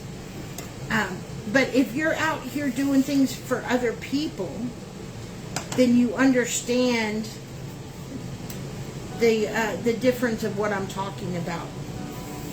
Because if you are, and it doesn't have to be like this big thing that you're doing making a difference in, right? You don't have to jump on a live and talk, and you don't have to, you know, do energy healing or any of that, do Reiki or any of that to do what I'm talking about. But if you are thinking about other people in the best way that you can make a difference in their life on a daily basis, then that should be your fulfillment. And you will use the word I less. Okay? And that, you know, and even if you don't have a lot of people around you, you could do things to help groups, or, you know, help someone like me, or help, post stuff, make a plan of something that you're going to, continuously post for people. There's prayer groups. I have a prayer chat. You could pray for people. I mean, there's many different things. The point is that if you focus on what you can do with what you have, then you won't be saying, I'm going to do this, or I'm doing this, or me. I'm creating this, I'm doing this, and I'm doing that. That's living in ego. And we've got to be careful with that, because the more you live in ego, the harder it's going to be for you later. I promise you. The harder it's going to be for you later. But we also don't need to brag about what we're doing for other people. Okay? We don't need to go, well, I did this and this and this for so-and-so. No. You don't talk about it. Every once in a while, I might show you guys something, but I don't tell you what I do all days. You don't have no idea. I don't post every time we go down to the streets. I don't post every time I give somebody something. The homeless people, what, you know, because I'm not doing it for the film. Now, if I ask you guys for a bunch of money to help me with something, then yeah, I feel that you deserve that showing, you know, of where your money went. But there's so much that I do that you don't see, and that's the way it should be. You know, you don't need to see everything I do, right? And you can do a lot of things right around where you are, and it doesn't have to be any magic boo boo boo boo. You could, you know, I'm sure there's a hospital that needs somebody helping them doing something. There's a, you know, we need to serve others. We've lost the idea of serving others, and now we are a society of serving self, right? And that's where this card comes in, freedom. So we're going to break, some of us, not all of us, some of us are going to be stuck in it, and you're going to be watching as others drift further and further away from you and will no longer want to be in your vibration because of that. And that's because it's service to self. And it's a program that we've all been taught. We've all done it. We all still do it. So it's not like none of us are perfect at it. So we have to be careful with it. And we have to manage it. Okay? That's what Spirit is saying. We have to manage it. And that's where the issue comes in. And when you manage it, you become free. That's where your freedom comes. Freedom isn't the ability to walk outside of your house or say what you want to say. The ability, true freedom comes from within the soul. That's where your true freedom is. Because somebody can sew your mouth shut. Someone can poke your eyes out and plug up your ears. They can tape you down, but they can't take away your soul, and they cannot take away your mind. Even if they can take away your mind. They can take away, they can manipulate your thoughts. But if they can't manipulate your soul, then they cannot manipulate your thoughts. Next card is application. It's important to apply the things you know. You know, so many people like to say, oh yeah, I know that. Oh, I've already done that. Oh, I do that. Blah, blah, blah, blah. Okay, well, then why are you having a problem with it now? If you know this, then why are you still having an issue with it? Right? You know what needs to be applied. Sometimes people don't realize that we can get pulled into narratives without doing anything. Just by being around the vibration. So if we're around somebody that is always a victim and that is always complaining and poor little old me. Now, even though we may not have that mentality, if we continue to invest a lot of our time and energy around that person, it will eventually stick to our aura, and it will eventually seep in, and it will eventually influence our energy, period. Yeah? And, you know, so we have to be careful. We really do.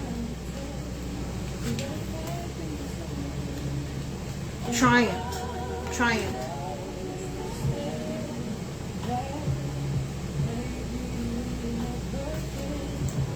Triumph. What is true triumph? What is true triumph? Conquering Israel, conquering Iran, conquering this, conquering that, setting these people free, setting those people free. That's just for now. It's not going to last long. True triumph is changing the narrative from within the soul. And that's going to take each person doing their part. It's going to take each person being kind and doing what they should do and doing what they can do, and stop fixating on yourself.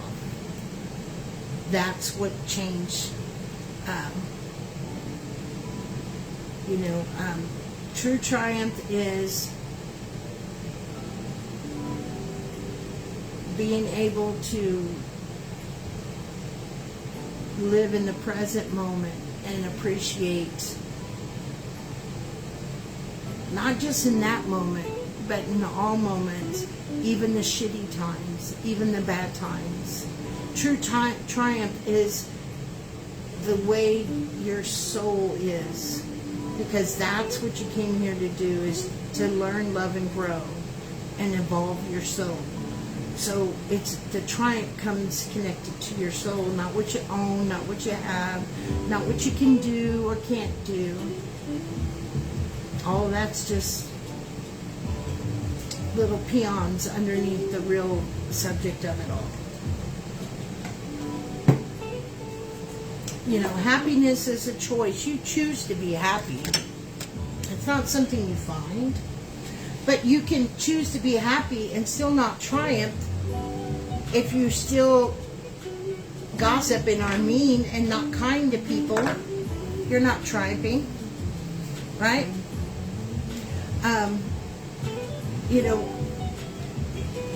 You want to be able to do it all the time, not just for show, but actually do it. You got people that do that on the memes, right? You got people that that get thousands and thousands of likes on a meme from something they stole from somebody else, pretending that they are this way, right? Authenticity is true triumph. To truly be to triumph in this lifetime, is to be authentic to your core in all situations, with all people. Being your actual authentic self, that's triumph. Because all the other stuff y'all are mentioning just comes with it. Wishing well. Alright? Wishing well. We gotta, we throw the penny in the wishing well, and then we plant our wishes, and we just hope that it all comes out okay. And then we go on about our way. That's what we do to some of the things that are happening in the world, right? We'll talk about it. We may even sit around and gossip and talk about it. And it's like throwing our penny in the well. But we're not doing anything to actively help with it. And as so much as like sitting down and coming together and praying about something. Or sending out positive energy. You can do that. You can make an energy ball and send that out. There's so many different things that you can do. But to throw the penny in the well just is like, it's something to talk about. It's a conversation. But yet you're not going to do nothing to do. Then you're creating just as much energy as the fucking problem. So you are part of the problem. And you don't even realize it. And that's what has to stop. The awareness that you are the problem. And it takes you taking accountability to change yourself and the energy in which you produce and then you manufacture and push out to the world is your accountability. And when each of us are able to do that, then we can make a change. Right? Truth.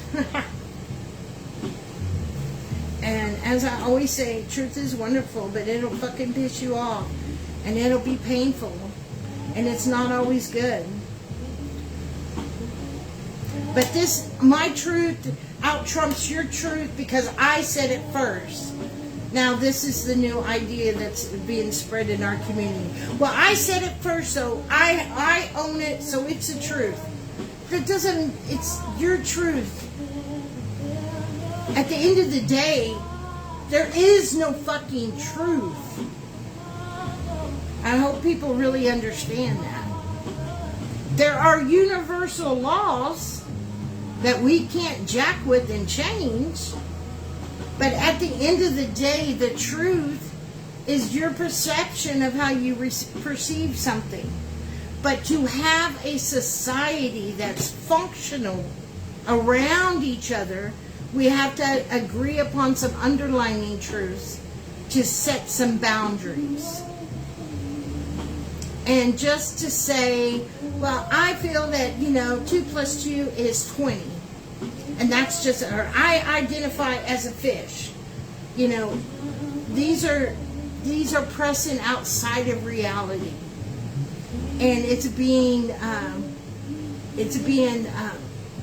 rewarded and praised, so that way we can create more of it, and then people step further and further away from their authentic self, right? Because you're not a fucking fish. You'll never be a fucking fish. I don't care how much you identify. I don't even care if you grow a fin out of you. You're not ever going to be a fucking fish. And we do that same thing in the community. You let people, y'all, not all of you, but some people watch, people that are toxic, and they share that stuff.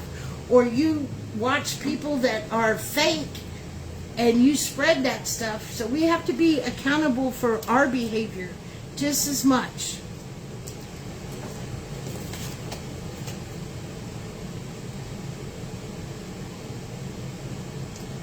I breathe my... What? I'm sorry, I breathe.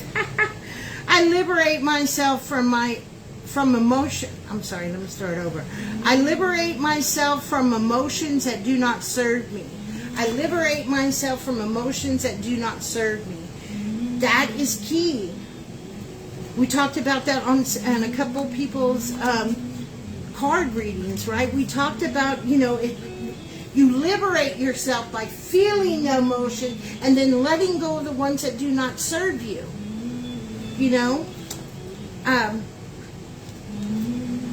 And that's very, very, very important. You want to liberate yourself? Great. You're only going to do that by learning how to deal with emotions. Next card is persistence. Persistence. We have to keep being persistent, because if we don't, then we'll just fuck it off like we do every time. You're not losing the weight because we're not being persistent.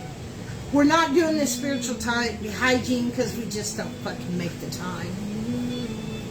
We're not meditating because we just don't really fucking want to.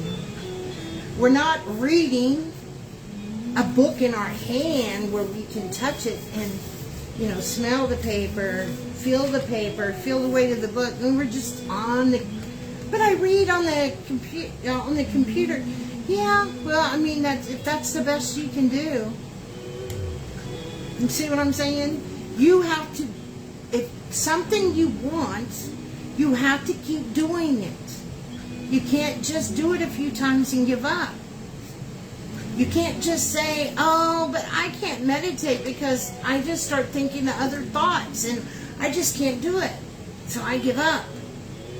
No, you do something different. There's many ways to meditate. You have to find the one that fits for you. You can't just sit around and, say, I can't. Or find the first excuse of why that won't work.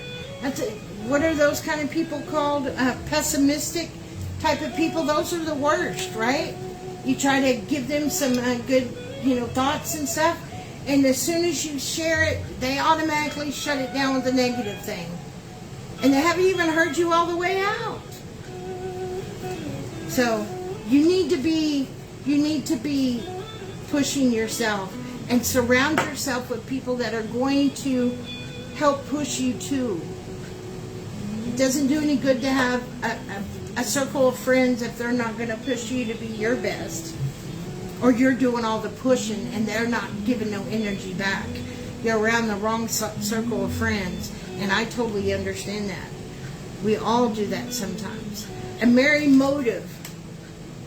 That was over there, the positive intent. So here's another card clarifying. Our intentions matter. They matter big time. And we need to pay attention to them. What are your true intentions? Because if you have a little underneath something, then your intention is not good. You're fooling yourself. If you have a little underneath there like, he's getting what he deserves, then your intentions are not good. You know? Empowerment. Empowerment. You have to empower yourself. It's great to have great friends, don't get me wrong, but I can promise you there'll be a day that they won't be there. Or there'll be a day that they're too busy for you. And when you need them, they will not be there. You have to be your own cheerleader. And if you gather friends around that cheerlead you too, that's great. But you have to be your number one cheerleader. Awareness. You have to accept things as they truly are.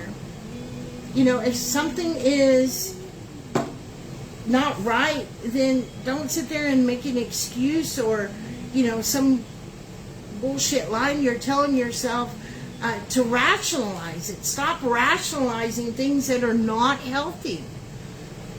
You know, stop rationalizing ideas. If you have to rationalize it to yourself, then it's not good.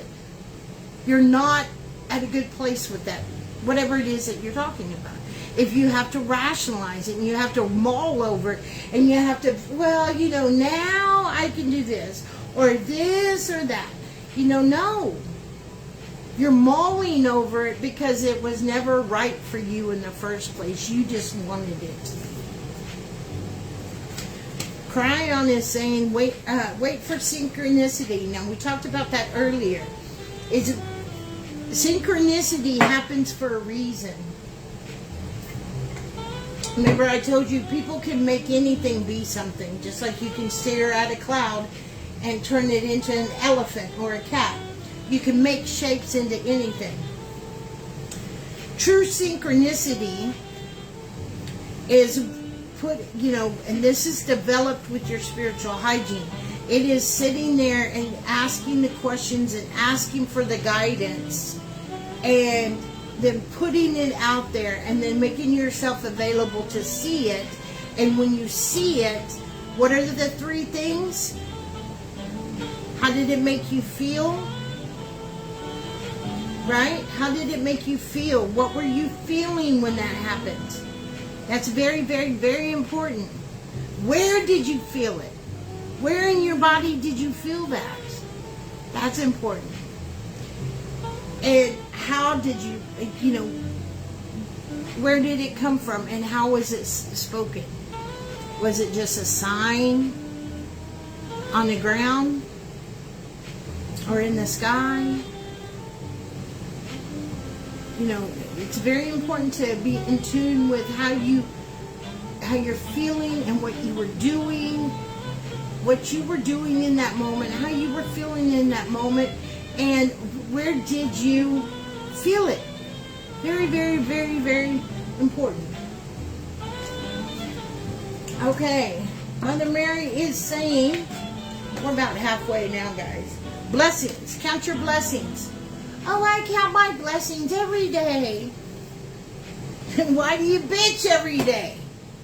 If you're counting your blessings every day, then why are you bitching every day? Why do you have something negative to say all the fucking time? If you're counting your blessings. Just curious, asking for a friend. Well, I'm feeling this reading tonight. It's going a little deep. Jesus is saying, judge not and you not be judged. What is that? That is Matthew 7, is that 1? Or 7:3? I can't see. Judge not and ye be judged, right? So true. This is why it keeps on the same issues over and over.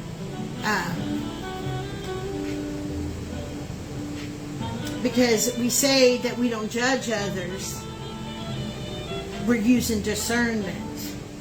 That's not true. Discernment doesn't use judgment in its decision making. Now, discernment does not, you don't have to use judgment in making discernment. But people will give you false information and tell you that you have to use judgment and discernment. And no, judgment is about criticizing. It's about looking through your own eyes, your own thoughts, your own feelings, your own beliefs, you, ego. Where discernment looks at the whole picture, right? And it looks at everything and then makes a decision based on all of it. Okay? There is a difference between it. Just because someone tells you that it isn't, that just proves that they don't know how. Raphael is saying good night's sleep.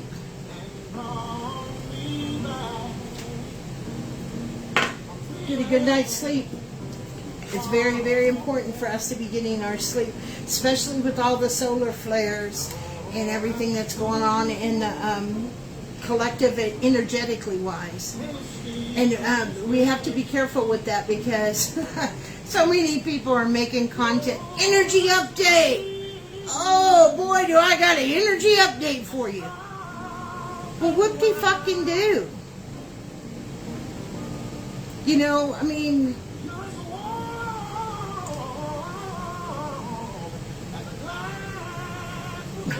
it's like going and watching the weatherman saying, okay, here's a tornado coming.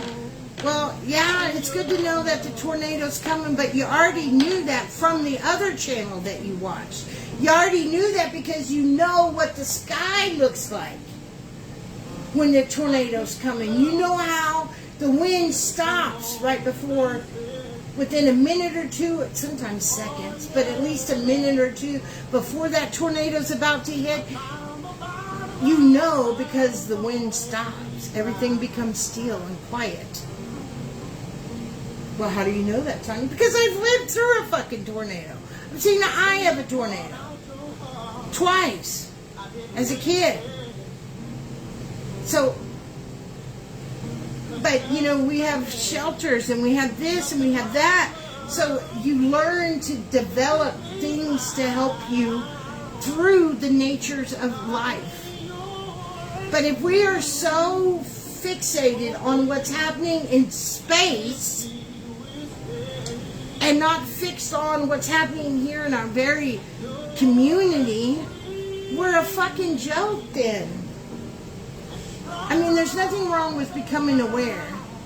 But then after you're aware, don't make it such a big deal. Now it's time to focus on the community. You know? Michael is saying, shield yourself. Protection is key. There's so many people. You don't have to do nothing to nobody. You really don't. Let me take it from somebody that doesn't go around doing shit to people, that has a ton of haters. Why? Because I don't do shit. Because I don't do shit. And they know that I'll call out stuff that is unacceptable behavior. And if I'm going to get hated for something, I'll take that all fucking day. I will take that all day. But there will always be people that hate you just because someone else hated you. There will always be somebody that hates you just because of the way you look, or the things that you have, or what you can do, or what you can't do. You know, there's always those people. And you have to shield yourself from them. And you have to not involve yourself with them. And you have to not worry about them or what they have to say about you. Because at the end of the day, who the fuck are they? I mean, are they somebody that you could open up the door and meet? Probably not. We put so much power into the person on the other side of the phone having so much control over us that we're giving away your own power. You're going to work with bullies. You're going to go to school with bullies. You're going to have bullies out there in the collective. Bullies have a job. They have a purpose. You're not going to eliminate bullies. See, the problem is people think that you can eliminate problems. It's not about eliminating the problem. It's learning how to come to terms with the problem, and that's what eliminates the problem. It eliminates itself by your ability to come to terms with it, and the next one to come to terms with it, and the next one come to terms with it. It's kind of hard to be a bully when you can't bully anyone. It's kind of hard to do that job if nobody allows you to bully them. But to get on a pedestal and say, okay, we're going to stop bullying, and here's our new policy, and you're just creating more bullies. It's learning how to deal with things is what will eliminate things. Take your power back. Boom! Boom, boom, boom. Take your power back. He just said that. We just went over that. It's all about taking your power back. Not in your ego. So many people like say, I'm going to take my power back. I'm stepping into my power. I step into my power. Well, how do you do that? Do you step into your power and make yourself self-disciplined? Are you self-disciplined with yourself? Are you able to handle life sober? Are you able to handle energies and go out in the public? I mean, there's many ways to look at this, right? Taking your power back means that you step in control of things and you don't allow outside forces to take advantage of you. But most importantly, you don't allow yourself to mistreat or take advantage of you.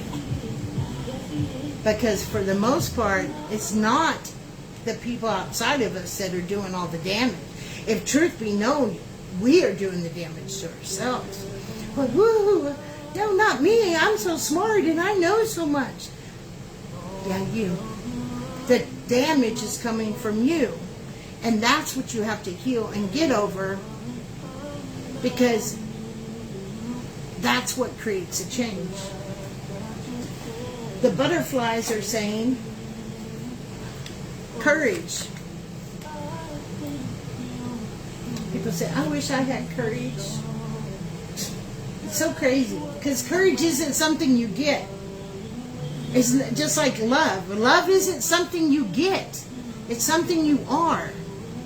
Courage is something you have. It's not something you go get. You might have somebody help you tap into it, but it's not something you go purchase or something you go learn to be. It's something you already are. And a lot of the problem is you don't really understand all the things that you truly are. You just understand what you are based on what other people tell you. But that's not the way it's supposed to be. You are got things the way you are because it's you. And you're an individual, unique individual. The courage lies within you. And there's many ways to display courage. Okay? You don't have to be loud and boisterous or rough or anything like that to be powerful. You don't have to play with black magic to be powerful. You don't have to, belittle people to be powerful. Power That's what courage comes from. You know, stepping into your power, that takes courage. They go hand in hand, right? So courage stems from the ability to do the best that you can every single day. And if you do the best, and Don Miguel talks about that in the book, right? Do the best you can every single day. And I truly believe that that's where the courage is. If you set out to do your best that you can every single day, now you can lie to yourself and you can say, oh, well, you know, I did the best I could. You know, I did do that. But in your heart, you know you didn't. Then you know that that's where you need to work. Okay, that's where you need to do the work, the inner work. Because if you have to talk yourself into the praise, then you didn't really earn the praise. The fairies are saying, admit your true feelings to yourself. Admit your true feelings to yourself. I can't tell. We'd have to go back and count how many times feelings have come up in this reading. It's quite amazing, actually. We've talked about that on several cards. It's very important to admit to your true feelings. Moldavite is a crystal for us to be working with, and it's so hard to get a hold of. I would give anything to have a good chunk of Moldavite. I have a little video piece, and it runs away and hides from you. But Moldavite is, and it's funny, it comes right there. We have, the lineup is step into your power, courage, admit your true feelings, Moldavite. Why? Because Moldavite is the very thing that can help you with all those things. Yeah. The key is just to, it's not that hard. People make it difficult and complex because they think if they do that, they can create more ways to make money. But getting right with yourself and healing is not all that complex. It's not all that hard. The subjects you may have to deal with, the material that you may have to learn, the healing done within may be hard, but the actual concept is pretty easy. But people like to make it, you know, difficult because, hey, I can sell you a class. Surrender to what is. So if something is not the way that you want it to be, and you don't have control over that, then surrender to it. Quit bitching about it. You know, don't just say, you know, but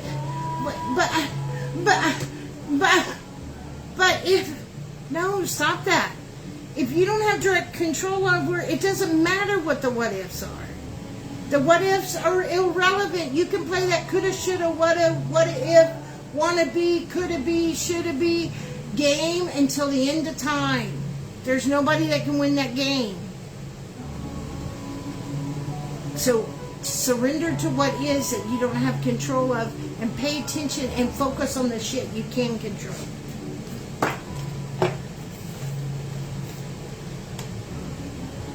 There is hope ahead. Don't get lost in the negativity in the world. Look for the beauty. There is a lot of beauty. I know that you see a lot of horrid things, but there's just as much positive. You know, the reason why there's news with horrid shit all over it is because people want to see that. That's what they want to see. If somebody put up, you know, a station of nothing but good stuff, it probably wouldn't get as many views. I know that if I make a serious meme that is deep and makes a, you know, has a deep meaning, it will not get as many views as if I make a meme saying something that has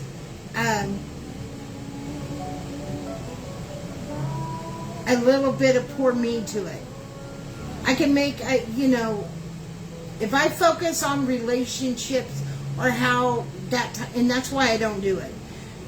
If I focused on relationship memes all the time, then I would have a ton of following, because you have to cater to that poor you. But that's not a reality. That's keeping you trapped in a program. The reason why I point that out is so if you have something that is good content over here, it's not going to get your attention. You don't get as many people's attention because everybody is been programmed to like the negative attention, the negative stuff that carries around, right? And that's what sells. But there is more positive out there. There really is. Spirit of the river. Spirit of the river. What's the spirit of the river? It flows, right? It flows. It keeps a tiller in their hand. You have to go with the flow, but you don't have to become the flow. You go with the flow to get to where you need to go. Meaning you use the flow to help guide you. You're the master of your ship. You can't go back. All you're doing is wasting time and you know, fucking yourself over. You can't go back. You got to go forward. And you may not want to go that direction. And there may be a lot of messed up things and people and situations, and you can see it.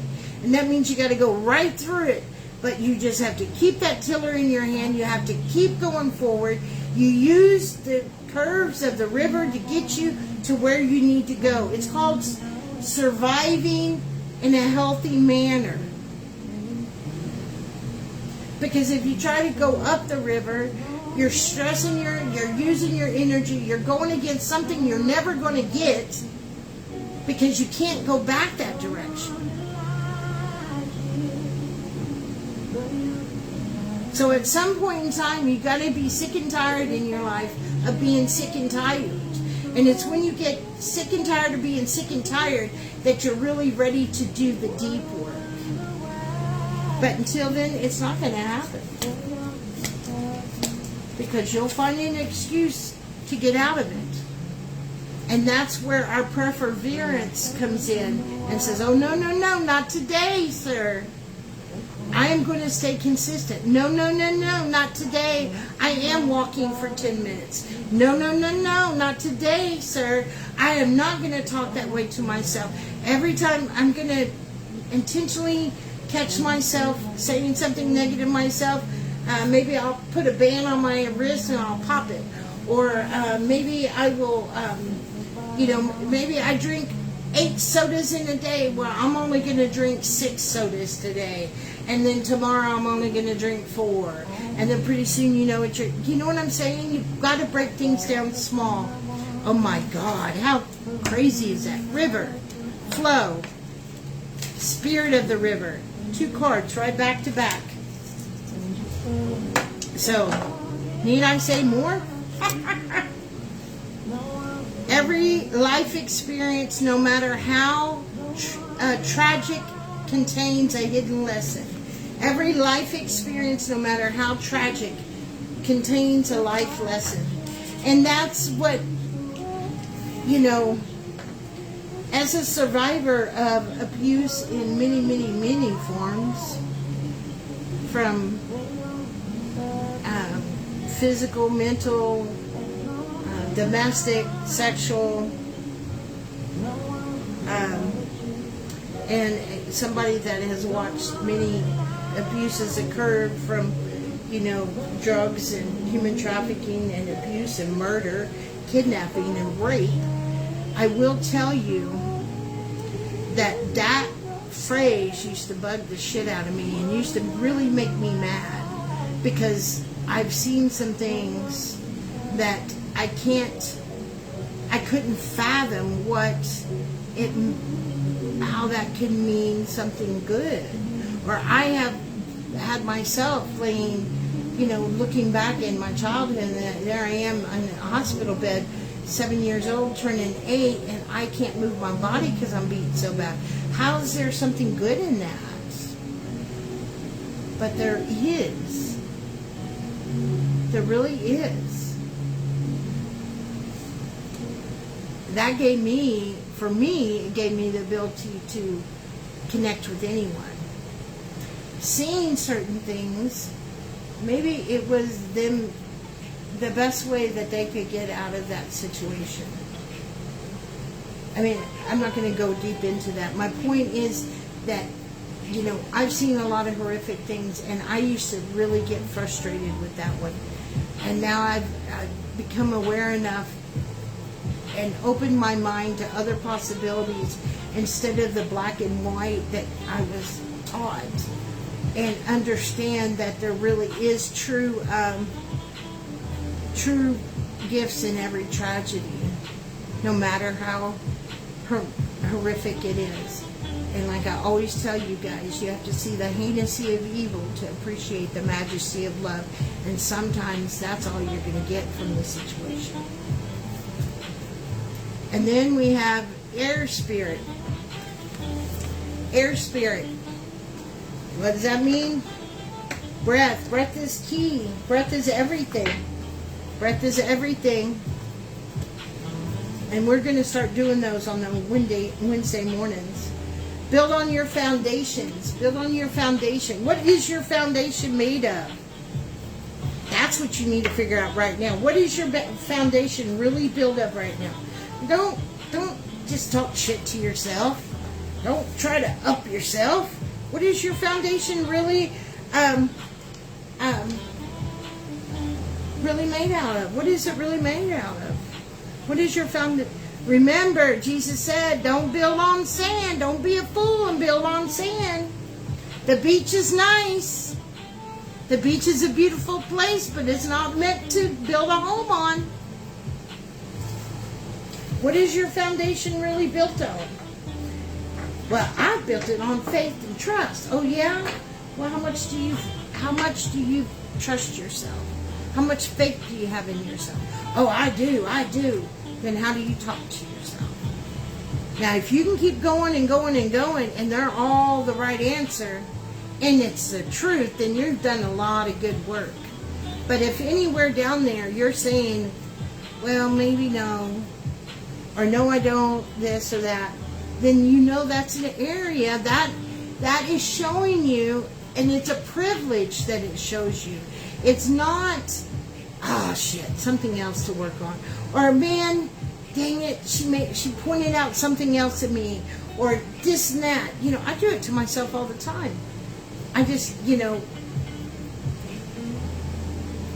the point is it's a blessing because now you're aware of it, and when you're aware of it, you can change it. This card is saying, ooh, faith. Here's our goddess card. Faith. I said faith.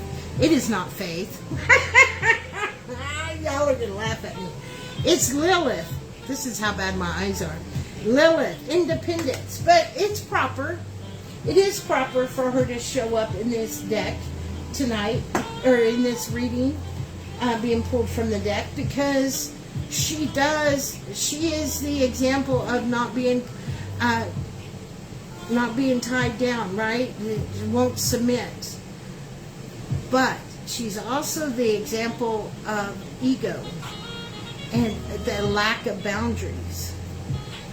So the trick is boundaries.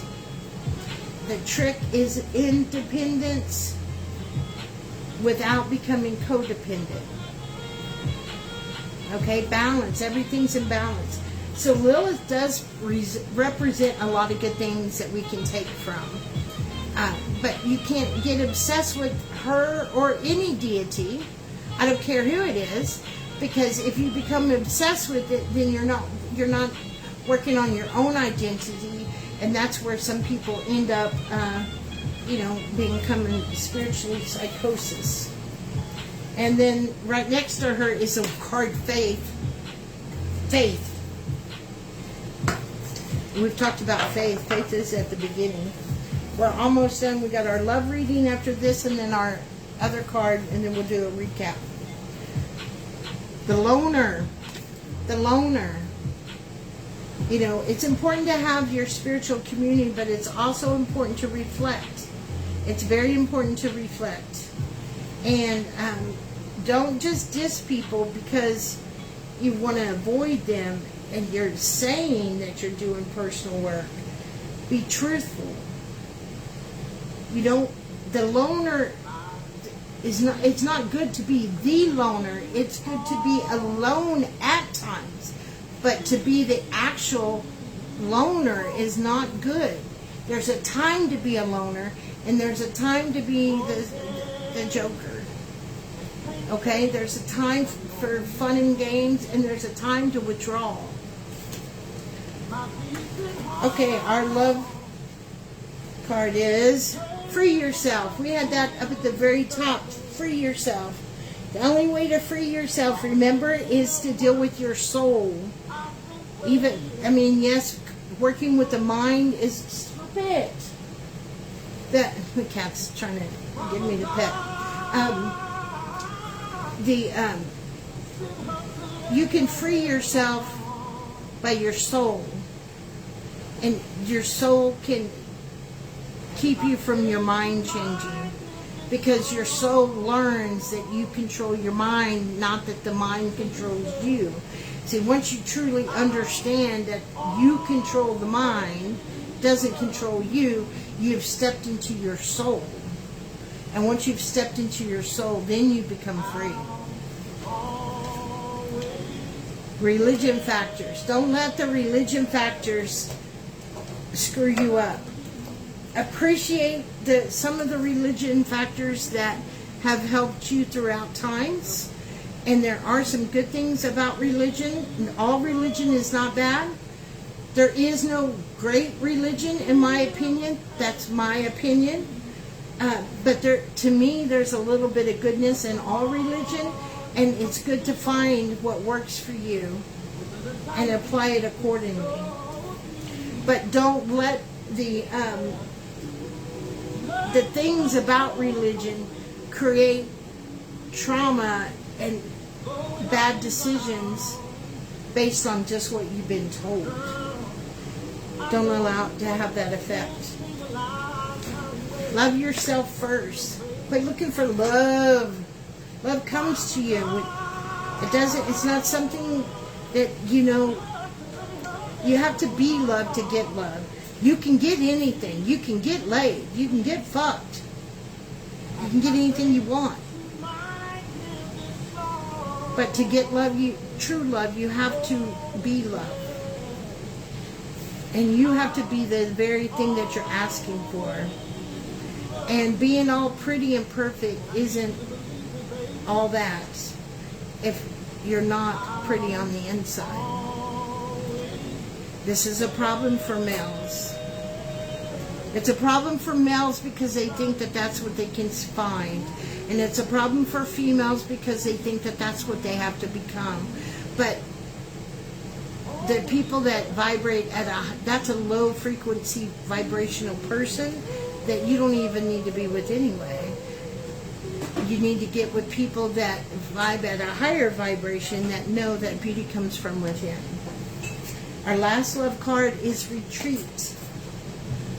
That means when, and this goes for any relationship, if we are having an argument or we're disagreeing, it's time, it's time, we have to love people enough to give that, that retreat, right? That have that word that we can say, that break word, right? That trigger word, or give that time, that space. We don't always have to have the answer right then, and we need to learn that that's okay.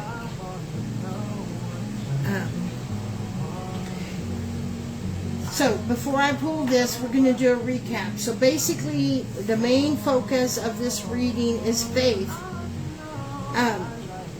Hey Google, play Native American flute.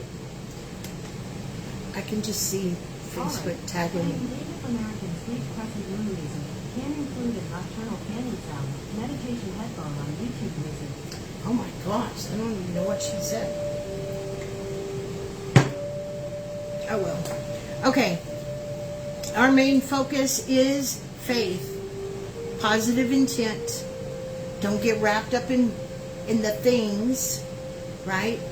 Freedom comes from the soul. Being able to know that you control your mind, not your mind controls you. You have to apply what you know. Apply the tools that you've learned. Understand what real triumph is, right? You have to understand. Quit just throwing things off to the side. Be actively making all situations better. Not just the ones that affect you. Right? If you hear that so-and-so is having an issue over there, you know, send some positive energy, pray for them or something. That's the whole reason why we have that prayer chat. And I do the prayer candle every night. That's exactly why. Because I may not be able to make a difference on the grand scheme of things, but I can make a difference right here in this circle. And that's enough for me, because I know that will spread to that, and that will spread to that, and that will spread to that. And that's what should be important. Not just talking about and flipping a coin going, okay, well, I wish it well. Whatever happens, happens. You know, yes, we have to accept what we can't control, but we can send, there are things we can do. Blessings. Quit talking, quit bitching. If you truly are grateful for what you have, then stop the bitching. Jesus is saying, quit the judging. Raphael says you need to make sure that you're getting sleep. Take care of your sleep time, and especially now that sleep is really hard and the dreams are bad. So there might be some times that you might need to nap a little bit more. Michael says, shield yourself. The unicorns are telling you, stay aware. Don't get caught up in the stories of the news. Work with synchronicities is what Crion's saying. Don't just look for what you want to see. Really work with synchronicities. Empower yourself and be persistent, right? We're going to repeat this one because this one's really good. It says, I liberate myself from emotions that do not serve me. I liberate myself from emotions that do not serve me. And I guarantee we have at least 4 cards in here that deal with liberation or freedom, the word freedom, in this pile. Truth will set you free, but it'll piss you off first, right? We have to look for the lesson in the tragedy. We have to go with the river and the flow. We had those 2 cards back to back. There's always hope ahead. Things can always get better. There's always a better way. We have to surrender on things that we cannot control. So I can't stop the music industry from doing what it's doing, but what I can do is pray for them. What I can do is send a positive intention. What I can do is watch where I'm supporting my money. See, there's little things you can do. Moldavite, if you can get your hands on some of that. If you can, send a little my way. Not just teasing. Not really. I could use it. The fairies are telling you, deal with your feelings. Admit them to yourself. The butterflies are saying, take the courage that you need. The archangels are telling you, take your power back and realize who you are. Not just in the moment. Anybody can be proud and egotistic and say it. Then say it in the midst of misery. Say it in the midst of being hungry. Say it in the midst of being in pain. Say it in the midst of watching your child suffer. Say it in the midst of tragedy. That's where the real power is. Lilith is showing you to be independent, but not completely turned off by your independence, meaning find the balance. Faith, another faith card, the loner. Don't be a loner, but use use the time to be alone to better yourself. Don't become a loner. Stop all this, oh, I just can't go out in the collective because of this or that and the energy. Stop all that bullshit talk. The only reason why that happens is because you're not doing your spiritual hygiene. You're not manipulating your own energy. You are an alchemist. You came here to manipulate energy. Everything is about energy. And until you learn how to manipulate energy within yourself, and that starts with your own thoughts and feelings, not just, with your hands and stuff like that. That's not the only way to manipulate energy. Energy is everything. So you've got to learn this. If you do not, you will be miserable. What is your foundation? Take a look at your foundation. It's probably got some cracks in it. It may be time to get, that foundation work done. Because if you don't, then you're going to be stuck with, it cracking all the way, and then everything's going to be lopsided. So it's best to do check for cracks in your foundation and address the cracks in the foundation. Your loved one was set yourself free. Don't let religious factors get in the way. Love yourself more and step away when that intensity gets too high. Don't give in to the arguments and things of that nature. And then our one card for our loved one. So real quick, I want you guys to do me a favor and just real quick, because we're almost done, but I want you to do this because it's very important. I want you to think of somebody that you love and miss terribly. Just one. Just focus on one person at a time. Don't sit here and try to superpower it or overproduce. Just think of one person that that you've lost right now. Just one person right now. Think of that person and put their name in the comments. Okay?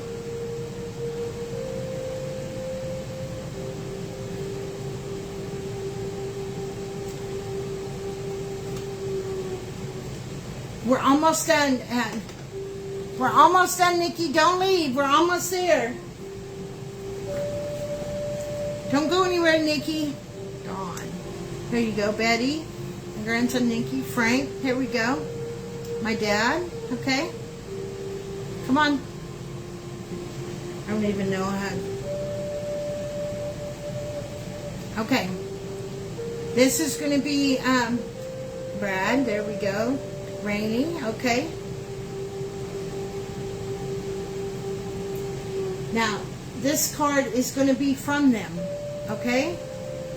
So, I want you to think of that person, and then I'm going to read the card. And I want you to take that and apply that. You may have to do that alone tonight, but apply it. Okay? This is their message to you. It was my time to go. It was my time to go. Now that message right there is going to mean something different for everyone. It's not going to mean the same thing to somebody. It's going to mean different things. So whatever that means for you, and you may need to ponder on that for a minute.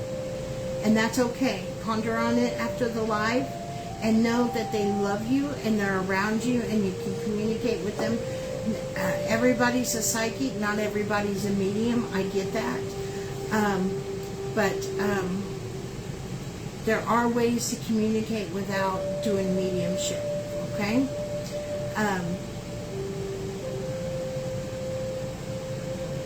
Don't ever think that they're not with you. Okay? Because spirit is spirit and it can be anywhere. Okay? But it was their time to go. Even if we don't like that saying, it is what it is. Alright, my loves. That was our full moon. Did I make good time? Probably didn't. 28 minutes over. I'm sorry. Oh my gosh, that was a long live. Dang, I went long. I'm sorry. But it was good. Yeah. Thank you very much for being here. Those of you that stuck around. thank you to everybody that came in. But for those that stuck around, I greatly, greatly appreciate it. Remember, if you're not a VIP, it's only $4.99 a month, and you get free cards on my live events, such as these, and discounts and everything like that. And I love you, and I will, if you're in the DFW area, come see me Saturday. I'll be live in person. I'll go live tomorrow. I'm going to be live a lot this weekend since I, okay, Nikki, thank you for sticking with it. Since I'm off for the next 4 days, okay? So, I'll be seeing you soon. If you want to book a private reading, you can on my website, or if you just want to do the, read it, one of the, on the, what are they, last minute readings, you can do that for $25, and I'll send you pictures and audio. But if you want to do one-on-one, you can go to my website. Anyway, I love you guys. Thank you, everybody say thanks to my beautiful angels down there, always helping me on my readings, in my lives, and I appreciate that. I love all you guys. Thank you for the stars, and I'll see you on the next live. Adios.